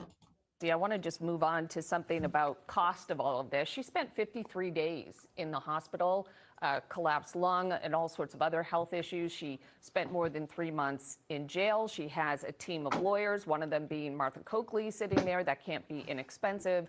Is there anything she can do about the costs associated with what happened that day and what followed? Because it's substantial. It is, and that will be what follows from the civil suit with respect to her argument that they had no right to use deadly force. But again, you have to look at the evidence and the information that came in this case. By her own testimony, she acknowledged that if a police officer saw her go for the gun, that she knew there'd be shooting. So she has contributed to her own injuries in a significant way here, as she has acknowledged. So that's going to lessen the argument that there's any liability anywhere else. So again, what you have is a very hotly contested liability issue. Damages are no doubt quite extensive, both for, not just from your compensatory damages for medical bills and the like, but think of the pain and the suffering and the loss of reputation, the loss of her job. You're talking about incredibly high expenses and likely damages if she can establish liability. Shenanigans. She doesn't have any right, in essence, to tell. Welcome to Logic. Thank you for joining. They should compensate her because there was no basis to bring these charges, no basis whatsoever to shoot her. That's going to be a high hurdle to establish from the standpoint of liability based on her own testimony at this hearing. All right, Michael, this is a rare situation, of course, where the defendant took the stand in their own defense. And I know from talking to you, it is rare that a defense team will allow their client to get on the stand and tell their story.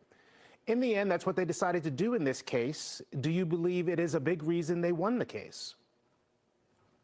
Yeah, and it's not us not lawyers allowing the client. Ultimately, at the end of the day, it's the client who chooses whether to represent and tell their own story and tell their truth on the stand. We give advice, and a lot of times that advice is you do not want to take the stand, but oftentimes because they're carrying a lot of baggage from prior convictions, or as Margot pointed out last night, they have a lot of inconsistent stories, inconsistent statements, and now they're going to be impeached with those statements.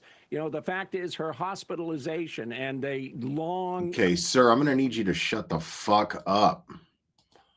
What she has to say after the ordeal that she has been through, and whether or not she'll answer the question about potentially returning to some police force in the future. She was charged with assault with a dangerous weapon, accused of pointing it at a fellow police officer. Today, in a bench trial, the verdict was that she's not guilty of that charge and that she is now free to go to continue living her life, which has been on pause for quite some time after being shot by that officer that she was accused of assaulting. 53 days in the hospital after being shot twice in the chest. She then spent more than 3 months in jail. She was eventually released on bail. All of this stemming from a restraining order from her former fiance, which went to her house to remove guns and her, at that time, 4-month-old baby.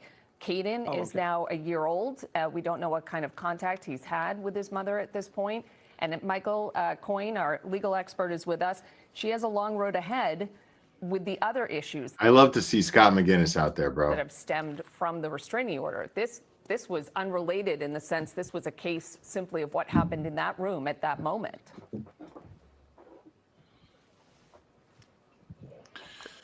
Yeah, we still have Michael standing by there. Those issues that need to still be worked out include the custody of 1-year-old Caden.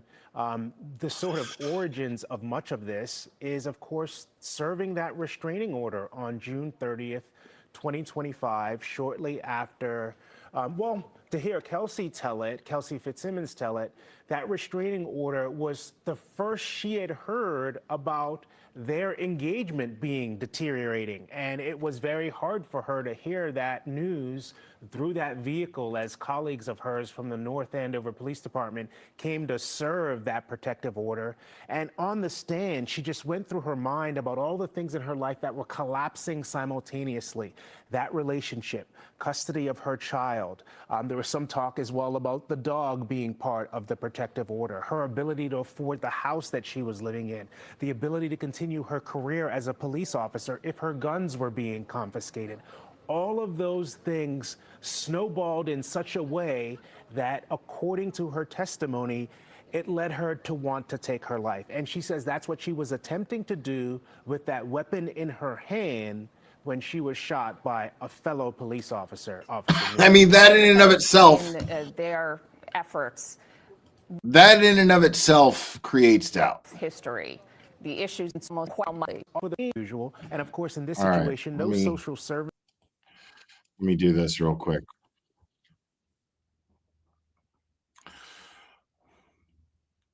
Now, I want everyone to stop what they're doing right now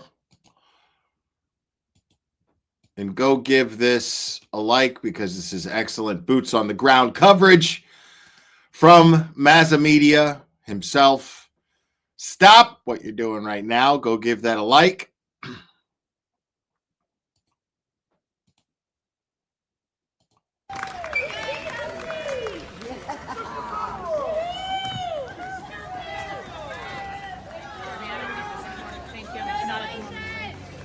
Good afternoon, everybody. It was just another day at the office today. I mean, you saw my man just chilling on the edge of the table, just like whatever, ain't nothing but a thing, you know. Tim just being Tim, you know what I'm saying? Ain't nothing but a thing. Just another day at work, you know. That's how I get down. We want to thank so many people. You know, we want to thank Kelsey and her family for having faith in us. We, meaning Martha and I, want to thank so many. Oh yeah, there's Jess Machado. Kelsey and her family had. Well, there was Jess Machado. And you know, we got a very there tough she is. playing field for a long time. We also want to thank Judge Karp, who did a great job and was a gentleman and treated us fairly and with justice. And that's all we ever asked for. And we finally got it, so we're relieved. And but other than thanking everybody, I just want to hand it over to Martha, and she's going to have some words for everybody first. Yeah, Martha kills this right here. This is not only the right result, it's a righteous result today. Righteous. It's been a long odyssey for those of you who come with us. And we started off in this case, you know, understanding as we all do, and as the judge said, policing is a tough job. Being a mom is a tough job. And on June 30th, Kelsey had to do both. She's trying to be a mom. She's trying to get back to work. And then her world fell apart. And unfortunately on that day, as she said to the judge, and you heard in court, we she had to deal with all that. And unfortunately, what happened. Oh, wait. I'm sorry to interrupt you, Martha. It seems that somebody here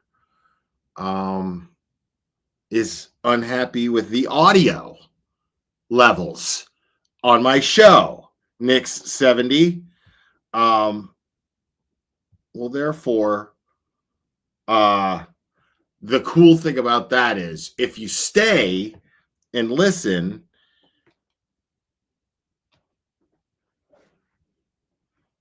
nothing will be done about it. Nothing will change. It won't change at all. But I won't have to actually read your comments. That's the cool, exchange there. If you stay, you have to deal with the level problem with the sound. But the plus side is I don't have to read your comments, which is awesome. So you're silent. Sound problem solved. Sound problem, level, sound problem solved for me. In that bedroom started a chain of events with a narrative they never diverged from. They never asked her about it. They rushed to judgment. And that case took on a life of its own, which unfortunately interfered with her life for an unnecessary, difficult time. I think Tim and I have known from the beginning that that wasn't fair, that the charges probably weren't fair, and that we were going to deal with the system, and we were going to take this to trial. Kelsey has said without fail, she just wanted the truth to come out. She was able to do that when she testified in this case. And again, we're grateful for the judge's work. We're happy with this decision. And it's the right decision, as we said. She was always innocent until proven guilty. The Commonwealth did not meet the burden of proof. She is innocent today. Kelsey, what was it like to hear that word, not guilty? To hear the judge say not guilty this afternoon? You sat there, you were on the stand yesterday. What I love about this is Kelsey is like, she's been dying to talk, I think. Story. Share with us what that was like. So, I got shot. I went to jail for 103 days. I haven't seen my son. I had to sell my home that I worked very hard for. So, this is my first breath of fresh air, and I feel like I can breathe again. However, my fight is not over. I have a son that I need to reunite with, and that's where we are right now. Yeah, Kelsey, can you talk to us about Caden? What's next for you, and how this verdict might help you reconnect with him? I won't get into that, but I will say I am really excited to see my son. This is great coverage from Mazza because I couldn't hear that question where I was watching it before.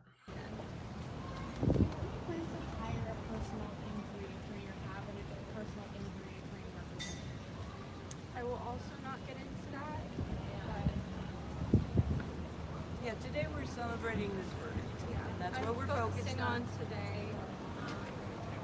One day at a time. And I also would just like to thank everybody who stood outside each and every day. Yeah, I still have to listen to those. I haven't reacted to the Justin's calls to the police. I don't have them, I don't think. I need them. I got to tell my story because it wasn't 9 months later until I got to tell the truth. And that was a long 9 Or maybe I months. did. Those 9 months, I think I had one or two of them. you guys believed in me, and thank you for that. What's next for you career-wise? Kelsey, what's the message to others that are in a position like yours after what happened today with the not guilty verdict? What would you tell other people? Don't stop fighting. Okay, maybe we'll check it out. Maybe we'll check it out. When you know you didn't do something wrong, keep fighting for that. Kelsey, do you want to be a police officer again? I won't comment on that either. I don't know what my career goals are at the moment. What have the last 9 months been like for you as a person, as a mother, as a defendant? There is not a word. Mike Ryford. Me on a mat in a jail cell, crying for my son, day after day after day after day. That's the only. There's not a word for that. Did I play them? But that is what happened to me. Kelsey, do you feel like you're owed something now, considering that you've been found not guilty? Dude, yeah, I'm I'm fucking burnt, dude. Like after I said I didn't do it, I started to remember. I was like, did I fucking? I feel like I went over them. Now I remember going over them, kind of. I mean, it's okay.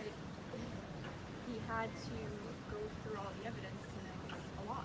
So We thought it was pretty quick, actually. And we, obviously, with a good judge, didn't have the issue with the jury. He told us when he was going to decide. We knew he was going to write his decision, which was helpful, and he told that in public. So we had this hybrid trial with the judge. He was both the judge and the jury, and he was forthcoming throughout the trial, transparent. And told us he was going to tell us why the decision, which of course we would not have gotten with the jury. So it's helpful to have that. Martha, you talked about how this is a just verdict in your opinion. Were you surprised these charges were brought in the first place, and why do you think they were? So I'm just going to repeat what I said earlier to that question. A set of things got set into a motion on June 30th that then followed a narrative starting that night in that room that never really got challenged, that never really got investigated with any investigation occurred, that never got tested in any way. Oh, there's Aiden. The assumption was that she was a defendant in this case. And so that's unfortunate because she couldn't talk for a while. She's being held for a while. She never got a chance really to tell her story. Ordinarily the system shouldn't work that way, but both Attorney Gradle and I have been on both sides of the system. We know how it works, and sometimes when it doesn't work well and it works slowly, that's unfortunately what happened in this case. And we fought everyone with Kelsey to make sure that justice was done. It took longer than it should have, we think. It was more painful than it should have been, but we got the right result today, and we are happy with that. Kelsey, what's the next thing you want to do now that you're not guilty? Guys, hold on. Let's give these guys over here. Starting today, all of your bail restrictions are lifted. There's Jess. And you said you can breathe again, but there's a lot of changes that are going to take place today. You have a lot more freedom than you had. How do you plan to start that journey of freedom? Great question. I want to go for a walk with my dog. Mhm. I can't wait to take him for a run. I haven't been able to do that. That's our thing. Going for a run. So. Dude, I feel that shit to my core, bro. She had to sit in her house. That was her best case scenario, that she was a prisoner in her own home. And then her worst case scenario at the outset of this case, and like Martha said, this was such a bumpy road, a long, bumpy road that never should have happened. And, you know, she had to spend time in prison as a former police officer and corrections officer. She gets sent to jail, someone with no criminal record, someone who shows up to court, has a wonderful history in this county, and sent to jail. To me, it's unprecedented. It terrorized her, and it's a horrendous, awful thing that happened. This case started out as a circus, and we are so grateful to end up in Lawrence in front of Judge Karp, who, like I said, is an absolute gentleman, an consummate jurist, and he treated everyone in that room with respect, with humanity, and kindness, and we were very appreciative. Do you have a message to your former colleague? What do you make of the judge saying he credited both Kelsey's testimony and the testimony of Officer Nunez? It's also a good question.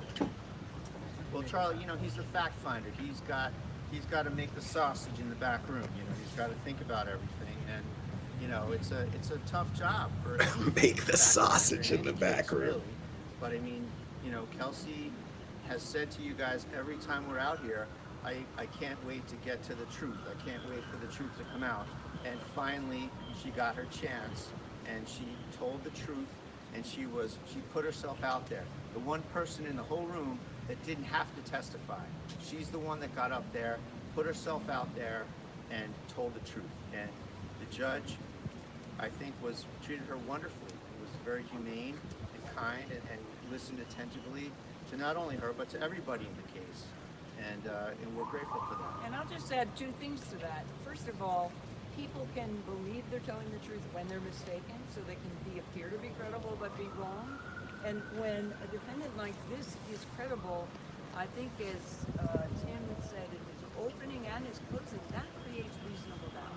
And so that's the standard. The Commonwealth always has the burden beyond a reasonable doubt. We didn't know the one thing we weren't going to get was a hung jury here. So, Joe, Kelsey. do you have a question? You okay?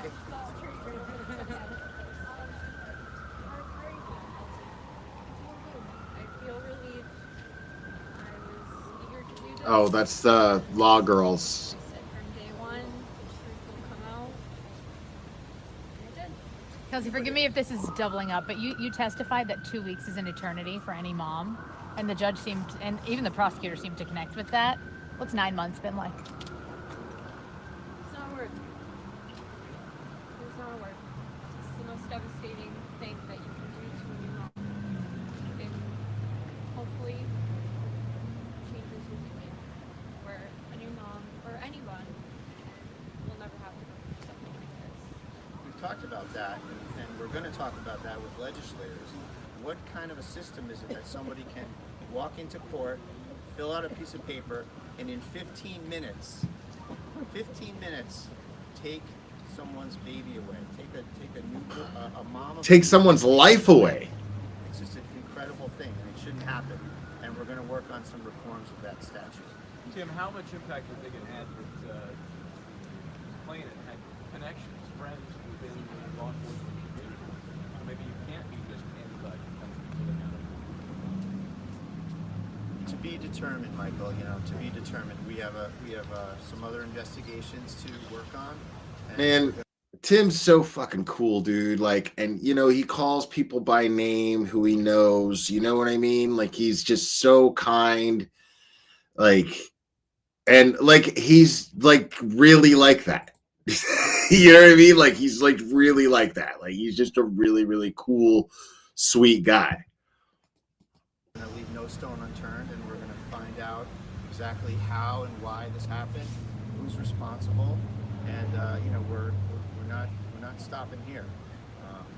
The things that happened to Kelsey, we have, with respect to her home being broken into, we've reported that to the FBI, and I've had it with Essex County, and there are other avenues to pursue, and we're pursuing them. And we're in touch with the FBI on all sorts of federal crimes that were committed, and we're in the process of dealing with it there. That's one example of other avenues that we're taking here. We're not sitting here at Essex County's beck and call. We know where to go, and we know who to talk to, and we are doing that. Anybody else? Now, I love that shit. Because he's saying, like, there are federal crimes that took place. Like, he's saying that definitively. He's saying, we know it happened. So, and Essex County needs to be held accountable for it. Federal crimes happened here. So, we'll see what happens. I hope people who committed federal crimes against Kelsey here are held accountable. And Bradle puts their feet to the fire. Now, remember, guys, this is the dude that's representing Aiden, Mr. Media, Turtle Boy Carney. Okay? This guy, alongside the mighty one, Mark Betterow. Okay? This is... Just imagine what Turtle Boy's trial is going to be like. Imagine that shit. Just sit there and try to imagine. That's going to be fucking amazing. These guys are going to wipe the floor with Cosgrove. It's wild to think about. I can't wait for it. I can't wait for it. I hate that it's going to a trial, but at the same time, let the games fucking begin. You know what I mean? Thank you, everybody. Thanks, everybody.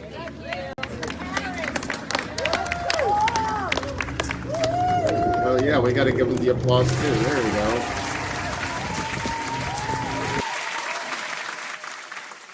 Well done, Mazza. All right, so What else were we going to go over? Oh yeah, hold on. This has to be done.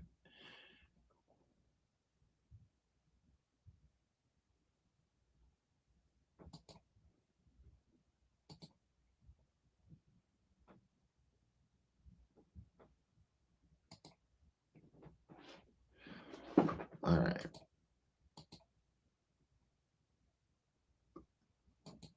No, bro. Okay, here we go.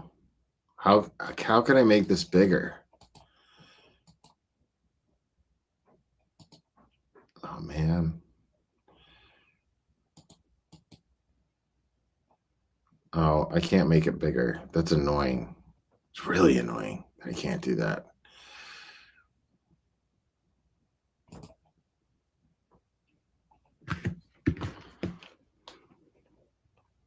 And I appreciate the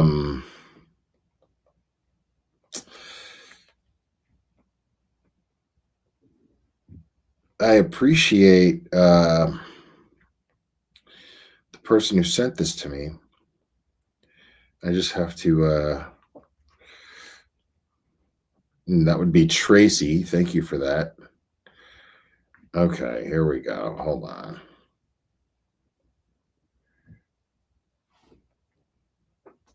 And then the other Mary B sent me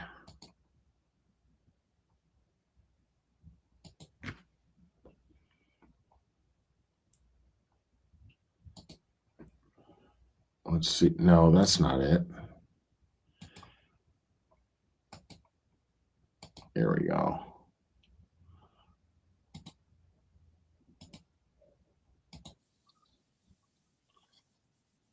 Oh, they added the sound effects to it.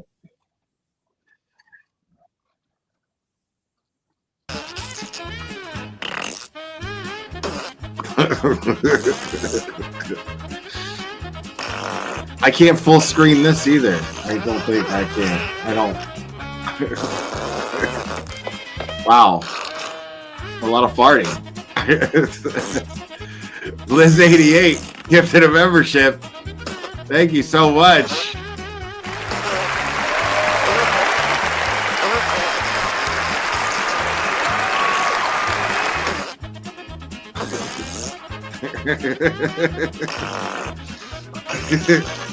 Fantastic. This is absolutely wonderful.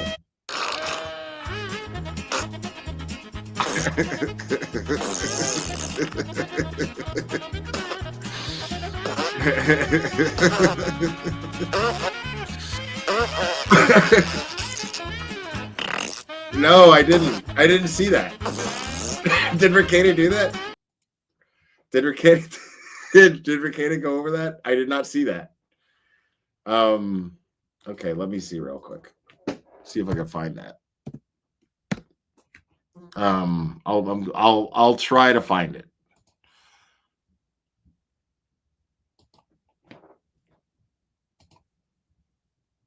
What was that? Yesterday?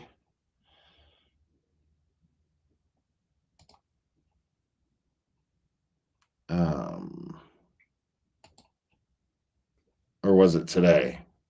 Was it yesterday or today?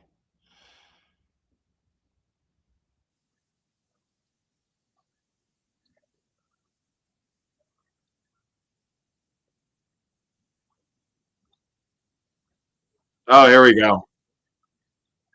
Here we go. I found it. I got it. I got it. This is my boy Nick. I fucking love this guy. Rackets, as he's known as, Ricada Law. Let's see him react to my reaction to Crawford's part. That's what this is, I think. I thinks I'm lying. So I think, and I've tried it a couple different times, tried different cameras. I think I have to actually just go in and get a new ID made. Mike Crawford. So my face will match. Mike Crawford is harder to do when you're streaming during the daytime. Just Dottore is fine. Okay. Gotcha. Thank you. I'm trying to remember that. D. What? Tell you what. Has gifted 5 memberships. Thank you. That brings us up to 28 memberships. Very much appreciated. With that,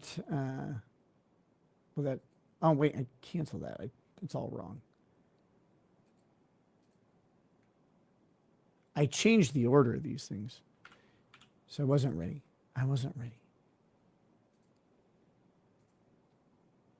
Okay, let's there was a video mentioned about a guy farting on a live stream. And the last time I commented on someone farting on a live stream, it went great for me. So we're going to do that. Let's see. And apparently Will the Glarer has laughed about this.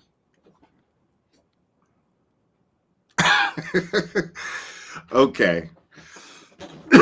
And it's the guy like who was mentioned in court, like the Maureen had contacted.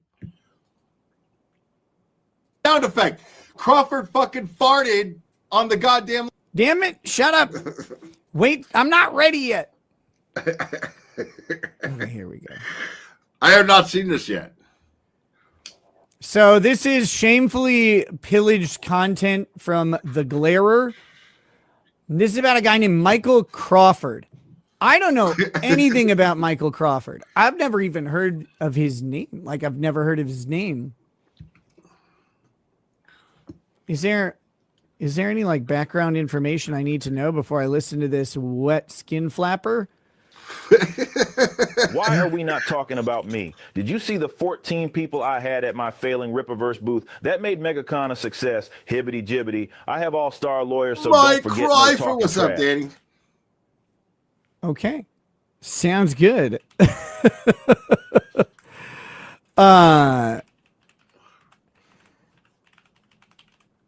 I don't talk about it because I really don't follow the Rippa stuff anymore. I used to a lot more, but since coming back, I came back after like I hadn't talked about the Rippaverse in like 2 years. It was very fun and funny to like make fun of it back just before getting arrested. The Rippaverse. But I come back 2 years later and it's the same shit. It's the same shit. It's the same criticisms or whatever, which not fixing criticisms means you get the same shit. But like, I just wasn't that interested in it in the first place. Okay. Rackets, I love Insane. you, buddy, but It was true. I'm not doing Right there, right at the beginning. A lot of people Oh, were you seeing just farted? what I was saying was true. That was right there, right at the beginning. A lot of people were seeing. Holy fuck! I'm not doing that sound effect. Crawford fucking farted on the goddamn live stream, bro. Like, dude. I swear to God, I did not fucking put that in there. I did not put that sound effect in there. Look at. And I got attacked first. Kind of the entire, not just the one, and gave that kind of warning to people. Warning to people. Oh, he's a Bostonian, isn't he? That was very New England. This is fucking great. Yeah, it's like I could smell the pastrami on him. Pastrami a thing in Boston? I have never heard Crabs? that. I have You never smell heard the that. crabs on him sounds very wrong. I don't want to say that. I don't want to do that. Not just the one person. That kind His when I fart went had on an that dude's accent. show I gotta listen for it. His fart had an accent. and gave Somebody's that kind of warning to people. If you've got headphones, put them on. Put them on. If you've got good headphones, especially, or earpods, dude, he farted on the fucking live stream, dude. Not just the one person. Kind of the entire community. Oh my God, dude! Like, And I got attacked for it. Here we go. I don't know if you guys really get it, dude. That shit is gold. I don't give a fuck. Like, on its own level, it's on its own level. Okay, it's on its own level. That is gold fucking content. That is up there with getting a fucking. That's up there with getting an interview with like Alan Jackson, bro. is catching somebody fart on a live stream and getting to react to it. Like you're you're literally streaming the guy with the intention of making fun of him, and he hands you this like with a fucking bow around it. It's fucking great. Like it's lightning in a bottle. It is amazing that somebody fucking farts. What's up, Erica? Somebody fucking farts on a live stream that you are streaming in order to make fun of them. That is like, there is a God. I am blessed. I'm blessed. A lot of people have seen that. I'm a child. I will laugh at farts. I will laugh at farts. That one sounded like squeak. I'm still laughing like it's the first time I'm hearing the fart. It is, dude, farting is never not going to be funny, especially when someone does it on a fucking live stream when you're streaming their shit to make fun of them. And you never, I didn't know that was happening when I was going to stream them. I had no idea that was going to happen. I had no fucking idea that was going to happen. That shit is hilarious. I don't give a fuck what anyone says. Crawford would have to say that's hilarious. That is amazing. You know, like it didn't want to come out, but its mom was kicking it out of the house until dinner time. Or whatever. So I don't know who this guy is. Someone says he's on the Young Jerks. Is that like a play on the Young Turks? He is the Young Jerks. That's it. There's no team. He's just the guy. No, this Mike Crawford is distinct from the British actor Michael Crawford. Okay, so those are different. Yeah, Will's cracking up over here. Bro, hold on, look. And I got attacked for it. A lot of people have seen that what I was saying was truthful. A lot of people have seen that what I was saying was truthful, was on point, and it's exactly what happened. Everything I wondered. Oh my god, dude, that is. And I kind of knew I was going to get attacked for it, and I knew I'd lose supporters. Oh my god, shut up. And there were moments of doubt, no doubt about it during this period of time, this last couple of months on this. Guys, he's live right now. Okay. Should we see what he's doing? Okay. I'm just going to leave Will right there forever. What a dick. He's live right now.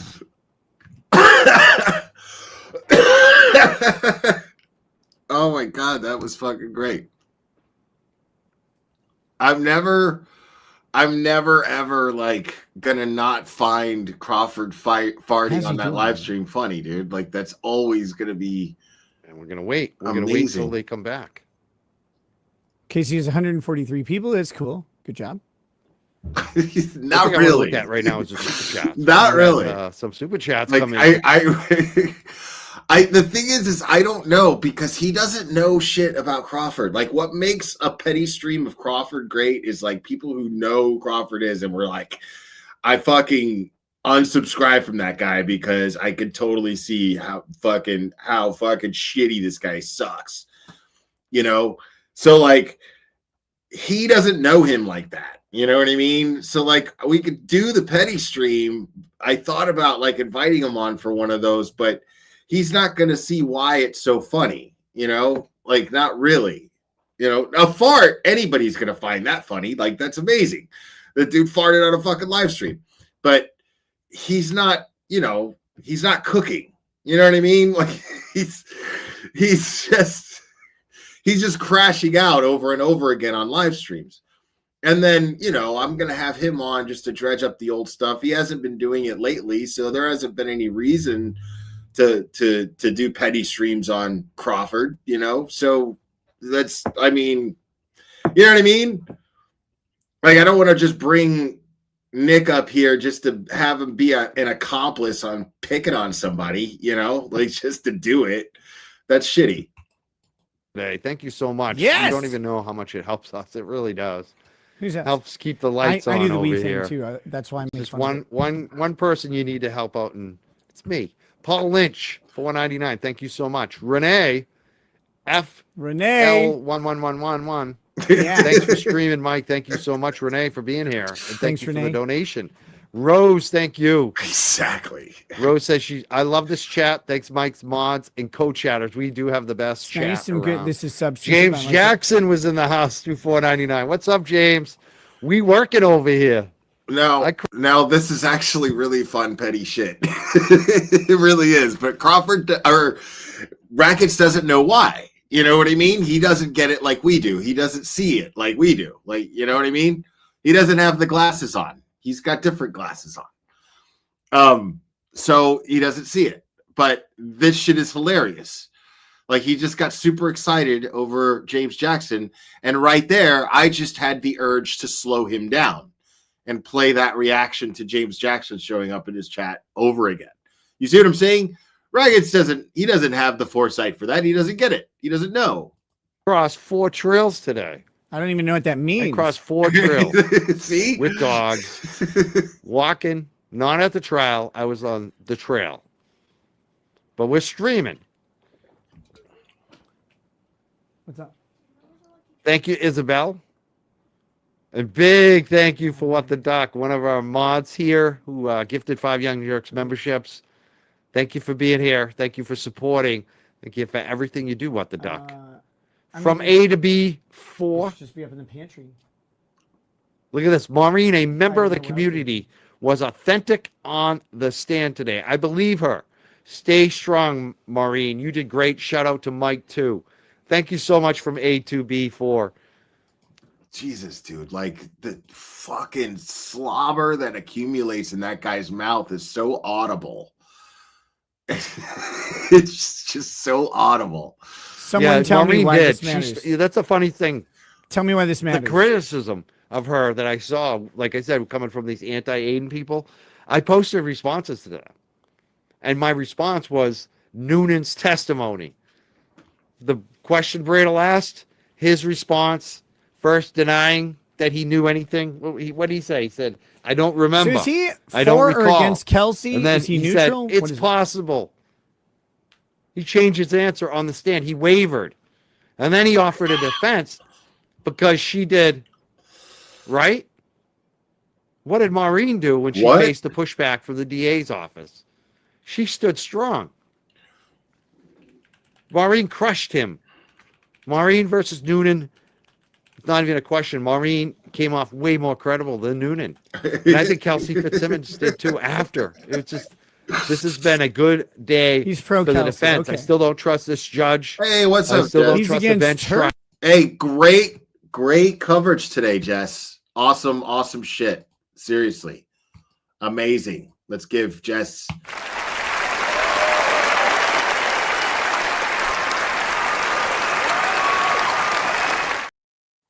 Well done. Oh boy. But I How think can you be Bradle against Turtle and Boy? Martha Coakley, finally, Martha Coakley had the mom on the stand today. I thought that was good too. Today has been a very good day for the defense, in my opinion. Yeah. Karma eat. I Thank agree you, with Law him. Talkers. They can talk all they want. I don't even care anymore. I don't. I feel bad when they bring up my name. It's like embarrassing. I don't think they This realize. guy's gonna be so happy. It's like he an was upset. mentioned. He knows, like, Rackets already sees it. He knows. Like, this guy is fucking totally sucking his own dick because he was mentioned in court. Into the trial, right? Roseanne McDonald, thank you so much. Much appreciation. Rennie Wood, Here we go. thank you. And I think I already thanked Valley Girl earlier. Thank you. Roseanne again. We have some great people here. See, Rackets doesn't want to judge him yet. I love that. I just love all the super chatters. And I love Well, everyone in the yeah. chat. Who doesn't love super chatters? Yeah. I just love all the My super man chatters. was I working love today, money. James, he's been screaming. The Idiocracy line. I Yeah, like Kelsey money. did go. Oh, Jay Brill in the chat. This I saw is JFK today. fantastic. Oh, MC. Cossy G. What's up, bro? Thank you. I appreciate it. Here, I gotta Cossy. say, my Cossy God. G, you were the one, I believe. Correct me if I'm wrong. And this is just petty stream shit that I could I could members only this petty stream shit, and like Rackets is doing it. I mean, not really. Like, he's blind to it. He doesn't really get it, but he's seeing what he's seeing. There's no denying what you're seeing. This guy is just like, okay, like, is this guy a fucking clown or what is going on? To get the fucking coins. Don't just buy the funds. I got some coins now, bro. Like, I he's talking about silver and gold. Your props when I you're didn't right. know Mossy G or Even Cossy though G was silver and Jewish. gold and all that shit's starting to go down again. Buy. I think you're right, bro. Buy the coins. Get them in hand. Don't tell anyone like I do though. Get a safe. Well, he Hide has them some at super your chats. your relatives' homes if you trust them. I just saw his super chat. Thank you, MC Kazi G. He's also a member here.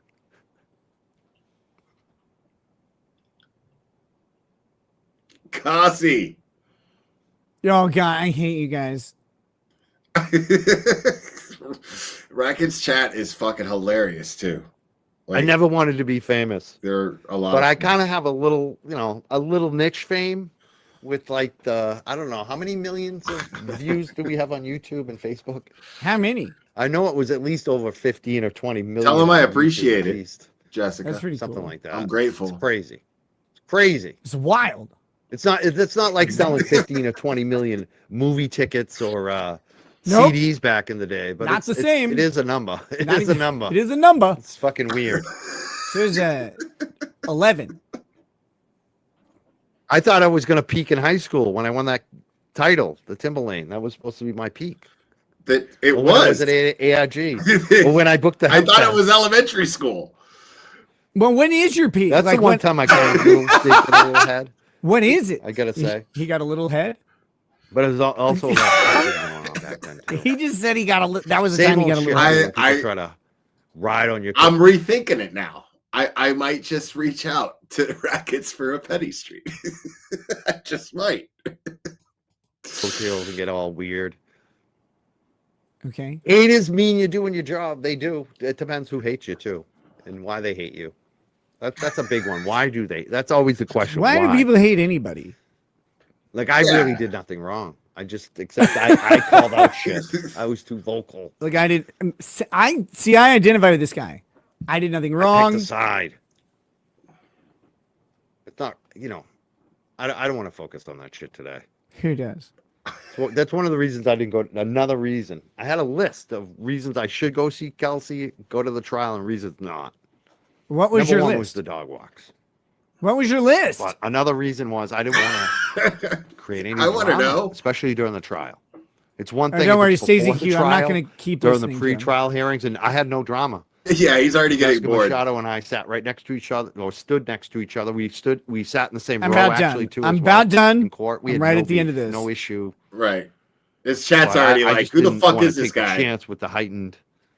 Nobody more likes people this there, guy. and you never know who's nutty, who might start shit. I just I don't want to take away from Kelsey's trial. Okay. So that was boring. I don't get it. I forgive me.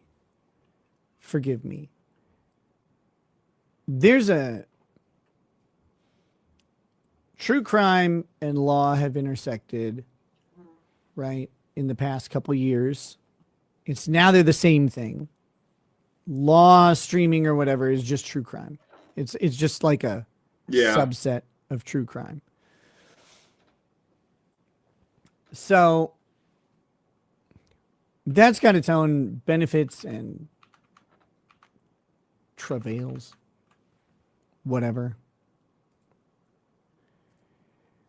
Sledge Entertainment says his micropene peaked. Oh, we love the super chatters over here. We definitely love the super chatters and super tippers and member givers. We love all those people. We also love the rest of you. Yes, yes. We love all of you. And let's see. Yeah, that's dude. Absolutely fantastic. Justice Served was amazing today. They're live right now. But what I am going to do though is I am going to open the phone lines, and they are open right now. So if anybody wants to call in, they can. I don't know. I mean, I haven't really been paying much attention. I've been kind of busy because I'm moving as well. So I've been kind of busy with that, and so I haven't been paying a whole lot of attention to the people we normally do petty streams on.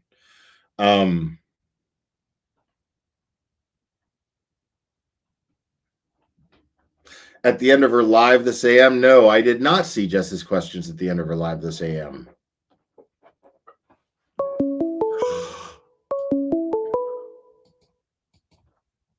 Call from. You're on. Who am I speaking with? Donald from Worcester. Donald from Worcester. How we doing, sir? We're doing well tonight, Will. How are you? Doing fantastic. How are you? Oh, you already asked that. Great. Yeah. Great day today. Fantastic day today. Great day today. Exactly. Absolutely. I like everyone else said, oh, I called it, but I had the feeling that the judge was gonna just split the baby down the middle. King Solomon's like, yeah, you know, he might have he made a mistake. He saw some danger, but and in all reality, though, on the other side, the Commonwealth did not prove the case. No, I mean, there was no way to prove it. I mean, we knew that going into this. We knew, like, there's no cameras, there's nothing. It's her word against his. Nope. You know, and with Gooden's testimony, he sunk himself. Yeah.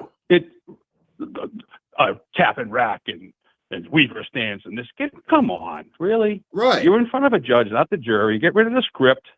The prosecution, all their witnesses, in my opinion, stuck to the script that they would have said in front of a jury. Bradel did an excellent job of creating doubt in his cross-examination of Noonan. Yep. Because he continued to change his story. He 3 times at least that I counted. Right. He set up questioning to where he fell right into it, changed his story 3 times. And so that's something that in a bench trial that benefits massively. Absolutely. And then it's amazing because, as Bradel put it, the one person who didn't have to talk gave the most credible testimony, right? And she was amazing. She was amazing. And the fact that the prosecution failed to even attempt to touch the whole incident, the entire incident, and why they're there in the first place, right? Right. The entire incident in question, he doesn't touch it in his cross-examination. And he has an opportunity here, but he doesn't even touch it. It's like he tucked tail and ran. And then it just made his closing argument sound ridiculous. So his closing argument was a lot more powerful and passionate than his cross-examination. Right, which means that you need one with the other, right? You know what I'm saying? Right, like yes. The fact that he didn't have that then made the closing argument seem flat. It seemed like a bunch of bullshit, right. Just a bunch of shit that he's just throwing out there. So I was watching his cross-examination of Kelsey in real time, and he tried to come on strong like lawyers and prosecutors do. They rapid-fire questions at you, try to rattle you. And once I think he realized that he's not going to rattle her because she's speaking the truth. And I think that's when his plan fizzled out, and he threw the towel and no mas, no mas. Yeah, I mean, they never had a case to begin with. No. It was insane that they were even prosecuting her after she had been shot and already spent more time in jail than there's any way that she would have gotten if she'd gotten convicted. And it's funny when they go after these prosecutions, like super duper heavy. They're gonna like they did with Karen. They wanted to indict her for attempted murder. If they hadn't, they stick with the simple basic things. Hey, she pointed the gun at me, assault DW, whatever. But they went overboard, and thank God Kelsey's a strong. I can't believe how strong she is. Everything she's been through. She's so solid. But the cops just killed themselves. They just, once again, don't. Hey, you made a mistake. I come around the corner. It's like super duper trained, super cop. What was that other thing? Oh, he was in her pocket. Oh, come on, who says that? Like, can we stop with the cliches that you saw on TV? Yeah, my gosh, it was weird. Yeah, you know, they made a mistake. I think they were initially, it's Kelsey, and we know her, and they're trying to go easy. They don't want to upset her, but they let their guard down. I mean, I've done restraining orders, and we've had to go to police officers' houses and take guns away for certain. You got to be extra on your guard. You be nice, you be firm, but they made a mistake. He comes around the corner, and I'm still leaning your way a little bit.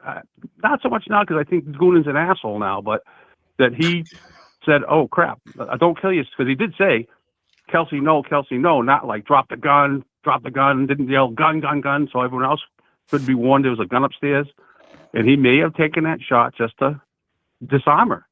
Yeah. And he screwed up, and now it's like, oh crap. Yeah, she pointed at me. And even his own testimony, he should have just continued, pulled she did the ninja move and was a few feet in front of me with the gun in my face. Well, dude, all your training you've had, we know that I've done it within so many feet. If someone has a knife or whatever coming at you, you're not pulling your gun out. You're going to physically use your defensive tactics to get the weapon away. And he could have done that, but because he lied, he made it up. Yeah. I mean, just to cover his own ass, for sure. Yep. Sad. Yeah. But God bless her. Good for her. And I hope and pray that everything goes her way. Now we're going to get the baby back from that freaking fire guy. What a loser he is. My God. Yeah, that guy sucks. That guy fucking sucks. That's just horrible. It's just, what a baby too. She punched me 3 times in the face, but then she wanted me to go upstairs to bed with her. Yeah, that's foreplay, bro. Be a man. Grow a pair. Jesus Christ. Oh, God bless her. But hopefully you get the baby back. Yep. Yeah, right. All right, Will Aguilera, I'll let someone get on. I want to say hello. All right, Donald from Rochester. Hope you're doing well. Good luck with your move. You too, my man. Dorchester. No. All right, buddy. I'll talk to you. Later. Donald from Dorchester. Dorchester.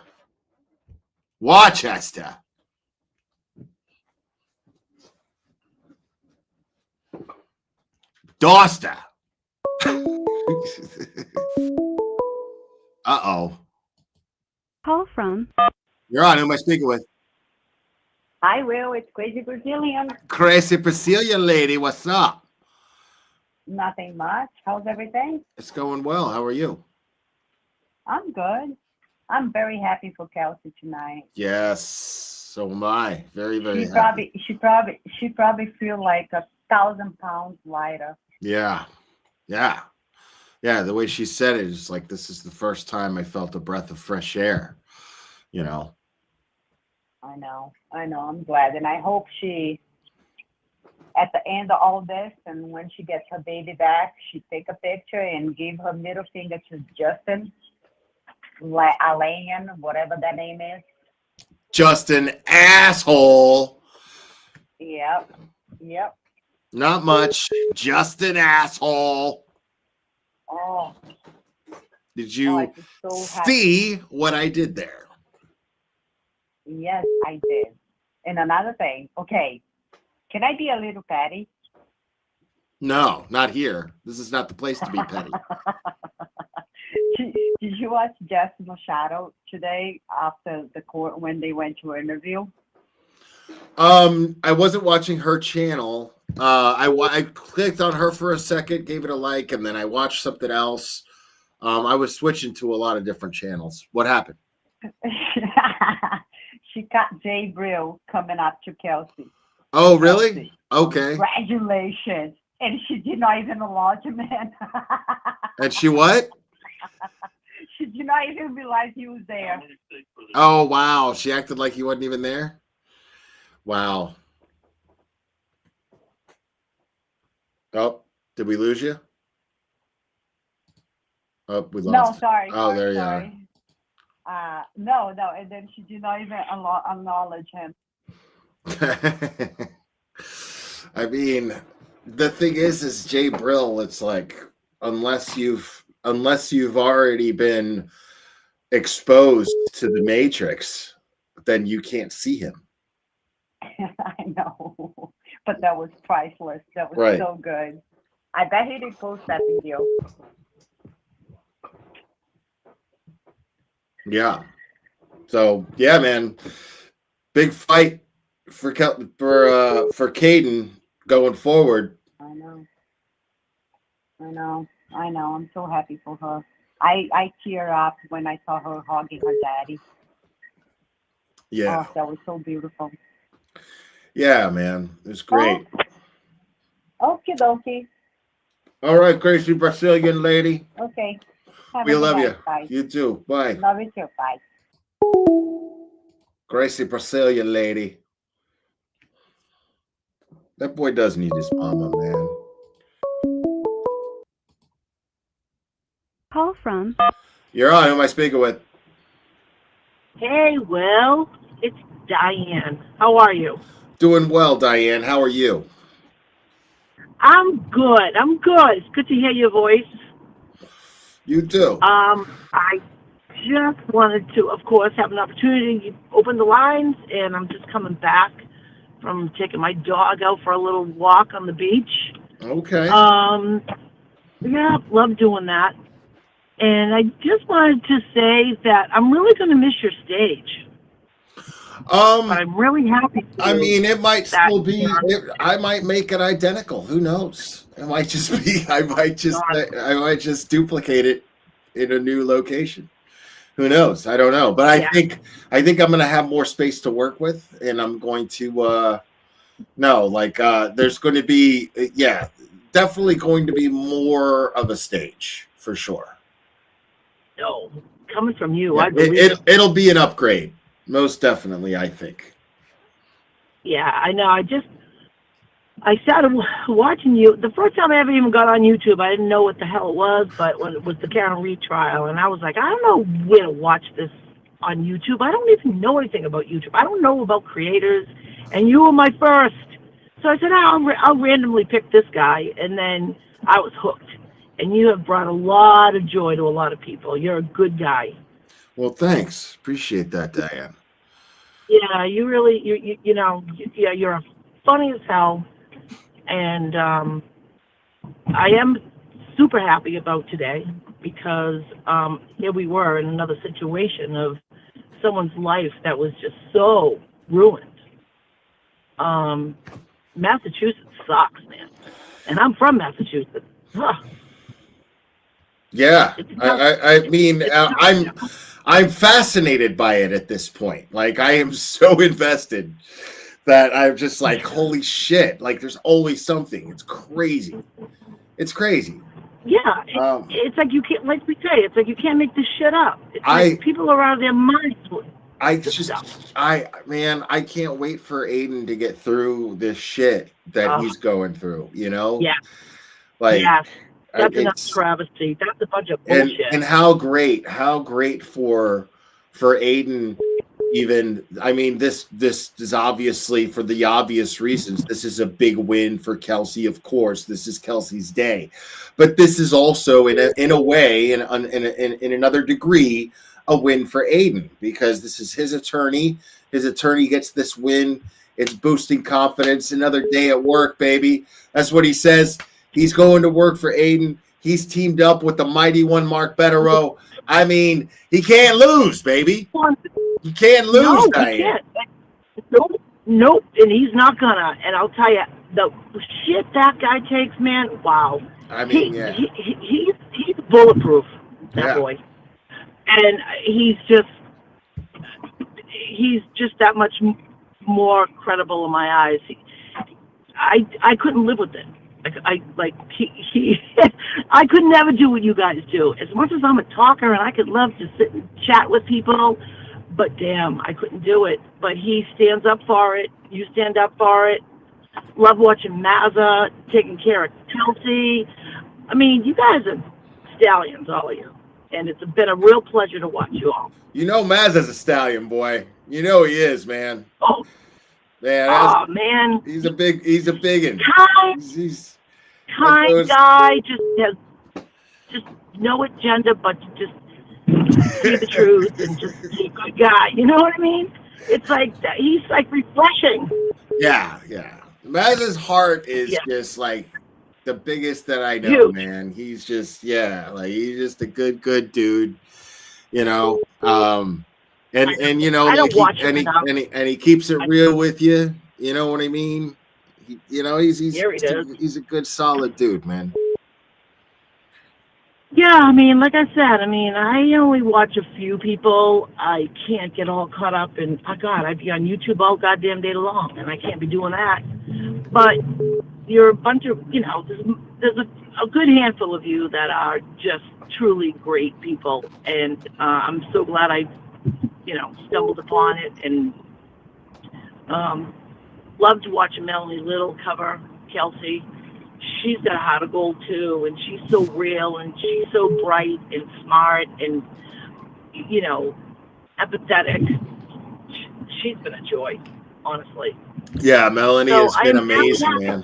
Melanie's been great throughout this whole Kelsey thing, man. She's been covering it, and she's been laying out the legal facts about it, and she has just been killing it. Right. And so I do hope that things start going well for Kelsey, because that girl, somebody had put a comment in the chat that, she was supposed to be alive for some reason, and it's bigger than all of us, but that girl. Yeah.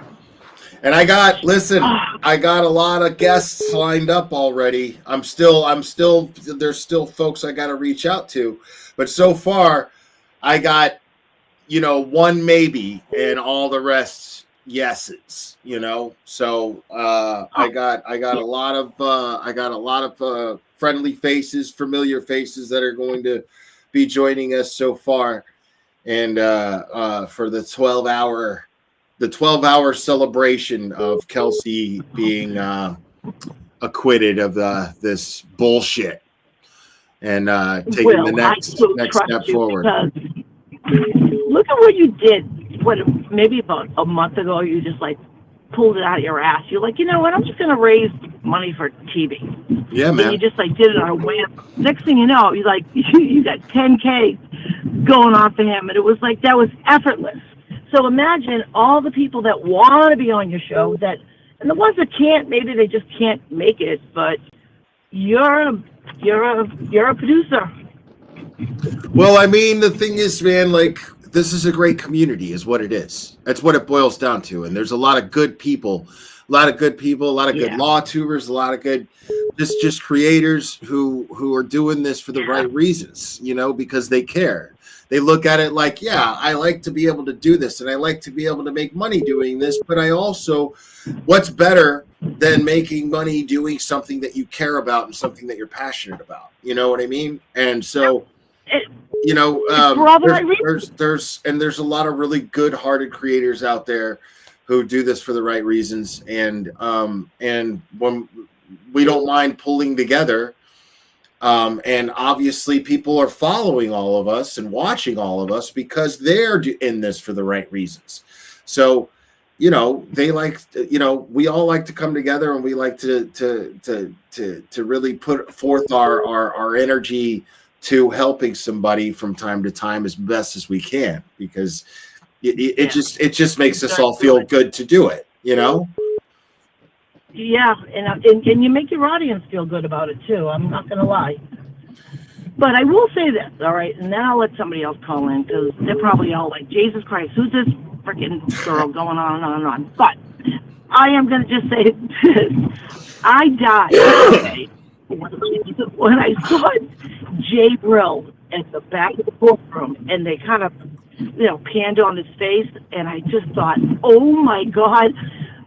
I immediately thought of you. I'm like, oh, the petty on this is going to be so good. I He didn't even know what he was doing. Not really. What the fuck is he there for? One word that was said. What was I he don't there for? know. I thought he was the top investigator, bro. I thought that's what is he doing? Like, he didn't ask any questions when, there was the press conference. Everybody else did. Fucking law girls asked fucking questions, bro. Like, law girls, fucking Michael Bryan, fucking Jess Machado. Everybody was fucking asking questions. Like, why? What was he there for? Except just to be. Just to observe. Right. He should have had just like a fucking dumb propeller hat on his head and just sat there like a dope. He looked like he looked like he was casing the joint. You know what I mean? Like that. He looked like he was casing the joint, dude. Like he was just chilling, like. No shit. Oh my God, Will. Jesus, yes. It's fucking bizarre, dude. It was bizarre. Yeah, but yeah, he's nothing but that, and he's just shown that over and over. But he's a lot of fun to poke fun at. So, sorry, he does it to himself. Yeah, he does it to himself. Like, what did you go there for? For what? For what? Right, I'm sorry. Nobody... If he went there and actually got coverage and got dope interviews and shit, like, in your face, motherfuckers, that's what I came down here to do. Right. I'd be like, respect. You know what I'm saying? Like, no. But that's not what he's down there to do. Sitting in the back going, I was there. He went down there. But you know what? To antagonize and to just be a presence to antagonize. That's it. That's all. Yeah. That's all. He's so transparent. It's like, stop it.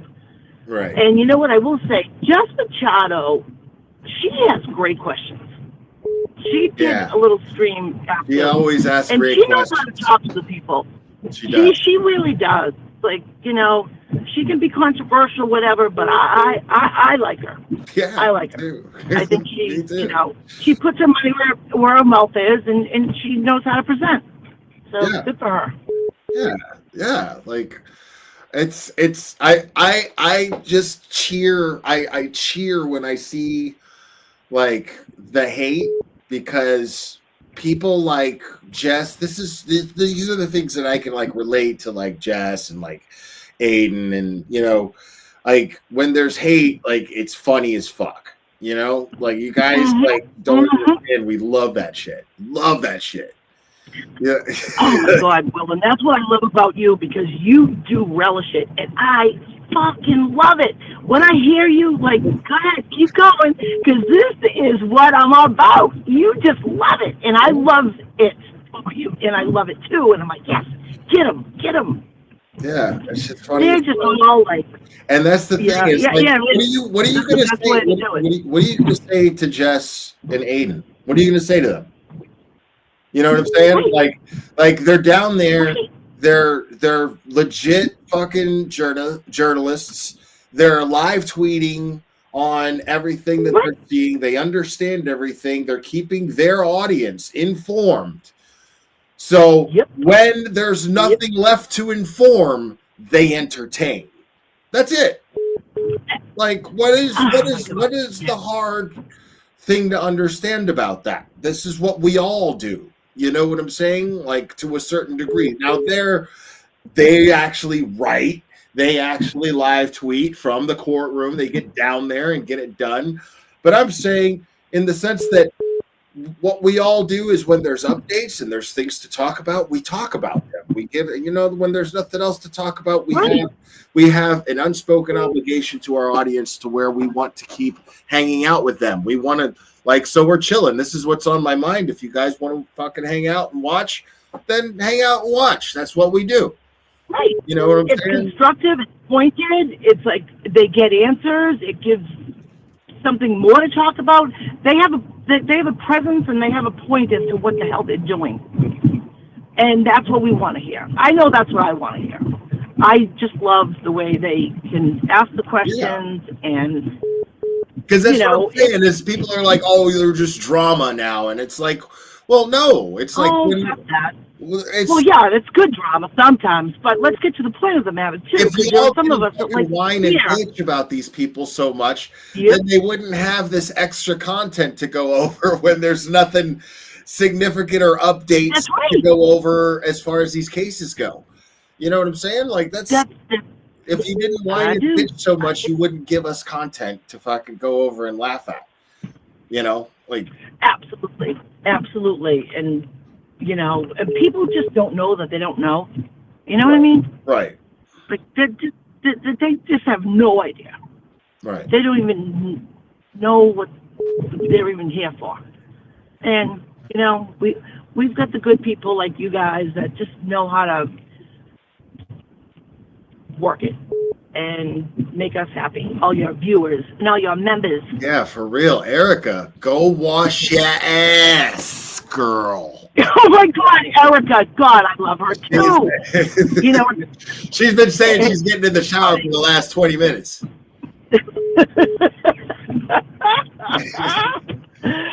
Oh, she's a riot. She knows I she's love good her. peeps too. Yep. Well, you know what, Will, we love you. I mean, you're just so much fun. You're just so entertaining, and you're real, and you know how to say it and make a point, and you make me laugh, and that's all I need.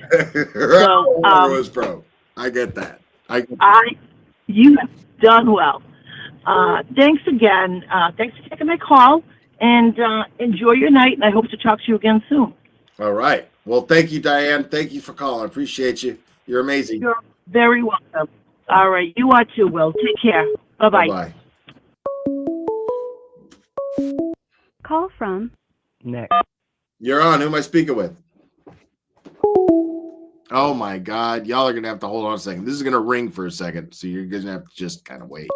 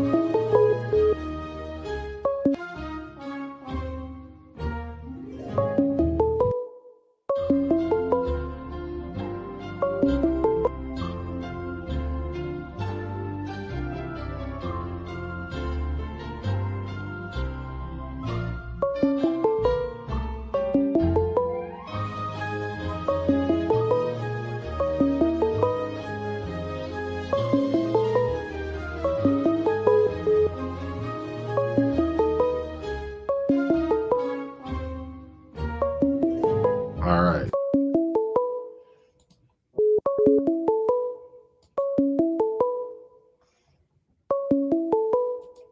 call from And You're on. Who am I speaking with? hey, Will, it's Angie. Hey, Angie. How we doing?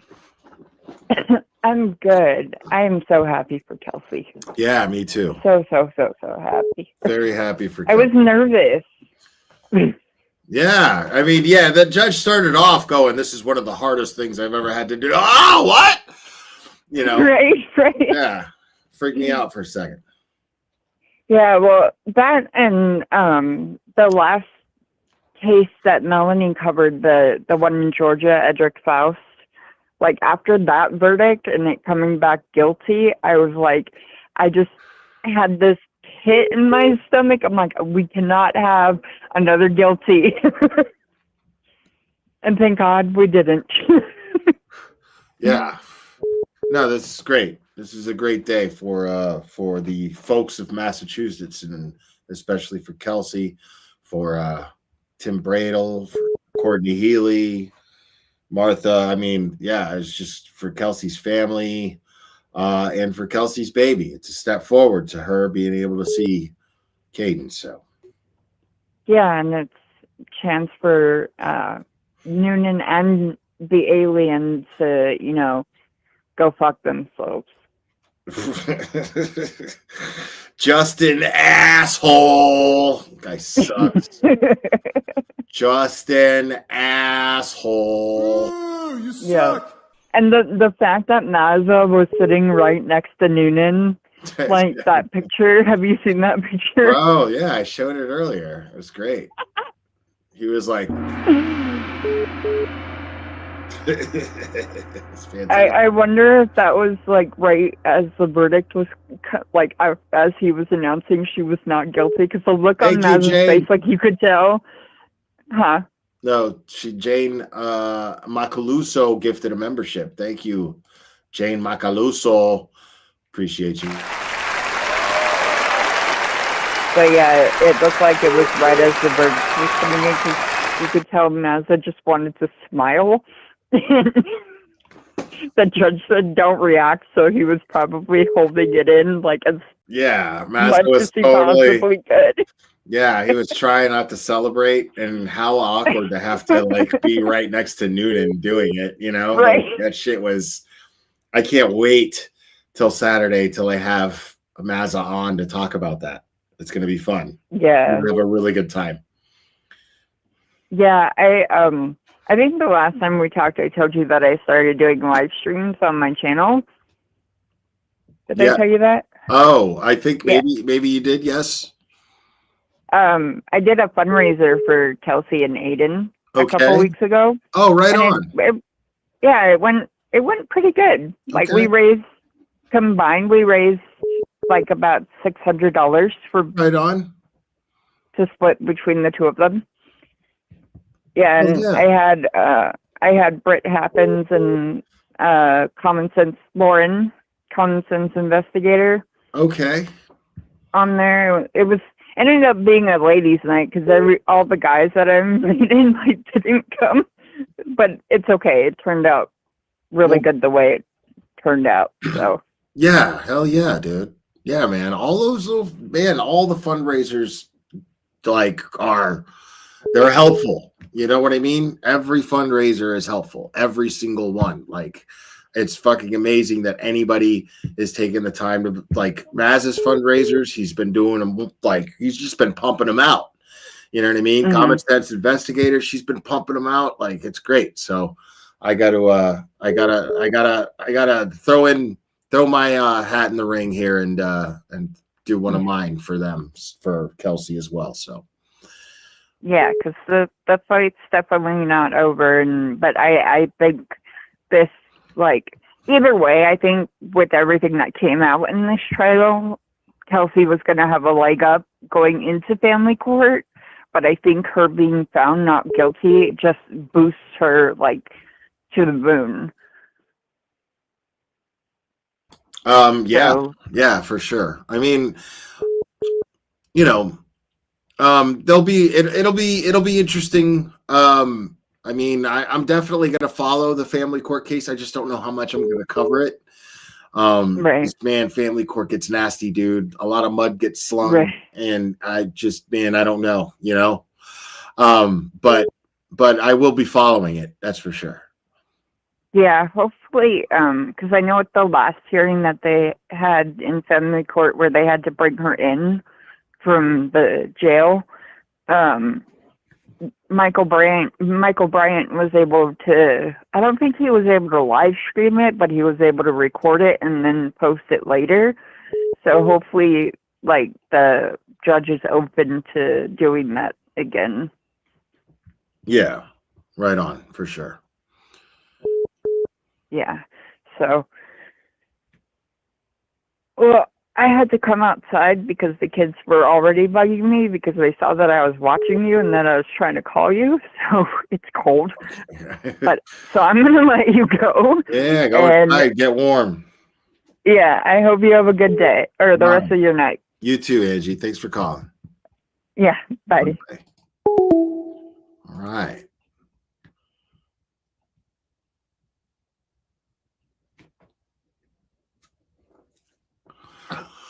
Man, no, like that's what I used to call getting petty, is getting muddy.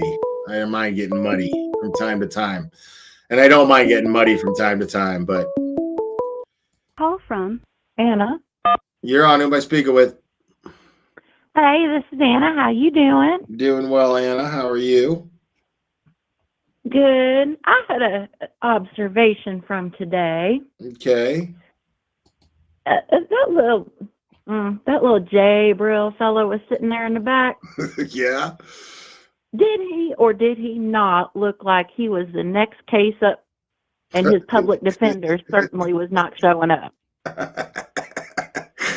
It definitely looked that way. Yeah. He Yeah. looked like he was downright and ready for them to say, "Will the defendant please rise?" Yeah, definitely. I mean, he looked sticky. He didn't give me journalist vibes. That's for sure. No, he looked sticky. Yeah, he looked sticky. He did. He tries to act all tough. I swear on everything that is holy in this world that he is softer than a nun's taint. There ain't no way. I don't understand him. Yeah. And I haven't got to see everything because I had to run out with my dog. Did you cover any of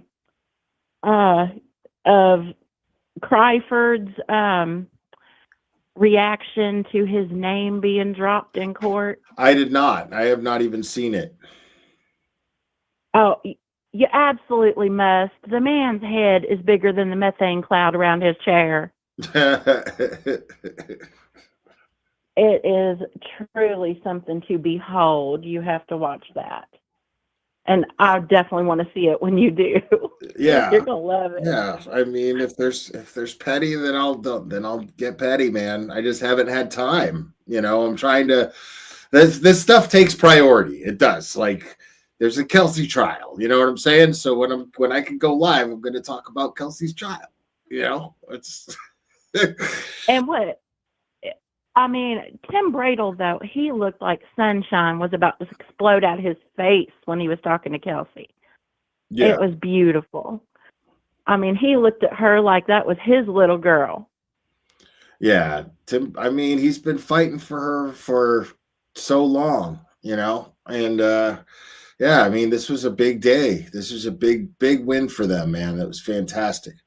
I'm just really glad that the Mighty One got to be there for that moment. I'm glad that Mazza, especially for how hard he's worked, got to be there for that. It would have been nice if Melanie got to be there for that. I would have liked to see her there for that. That would have been cool because she's been fighting really hard for.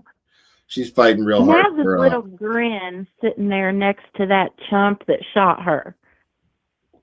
Yeah. I mean, he was trying to hold it in. You could tell he was trying to hold in all that excitement. But Yeah. the fact that he got to sit there right around that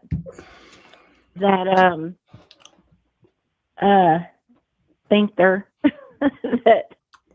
that shot her, I think that was just well deserved. The cinnamon ring. Ew, you're nasty. I'm nasty. You said softer than a nun's taint earlier. I did. Yeah. I'm nasty. I did. Well, I don't know. All I know is when they said not guilty, I clouded up and I rained and I could not help it. Yeah, it was great, man. And I'm sure everybody did. Well, honey, you better answer somebody else's call before somebody comes through this phone line and chokes me out. All righty. Thanks for calling. Appreciate you, Anna. Later, Tater. Bye-bye. All right, no, actually, yeah, I'm going to wrap this up. That's it. We're done. It's that easy. Anyways, guys, I had a great time. Great day today for Kelsey, but this is just one battle won in a war. So we are going to help finance that war for Kelsey. And yeah, just think of us as the United States helping out Kuwait. That's all. Back in the early 90s. Think of us like that. That's what we're doing. So yeah, Saturday I'll be holding a 12-hour 9 a.m. to 9 p.m. fundraiser for Kelsey. Lots of great guests are already lined up to be on.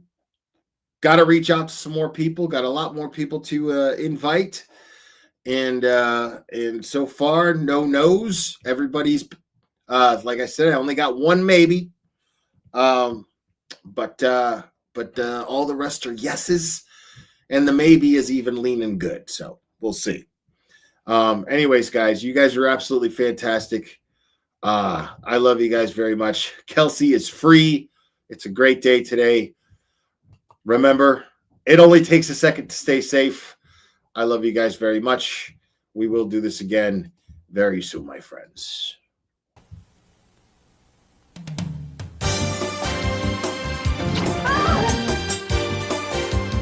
Watch out!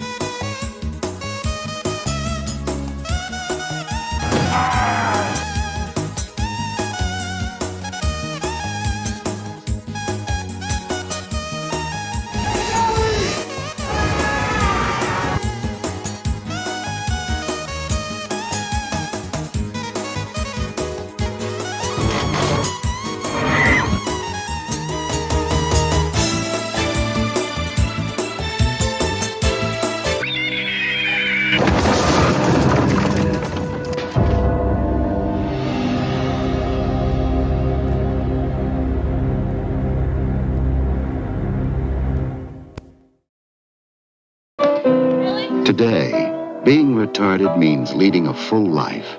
Retarded people go to work or school just like their neighbors and come back to a real home, a supervised home, right in the neighborhood where they belong. Being retarded never stopped anyone from being a good neighbor.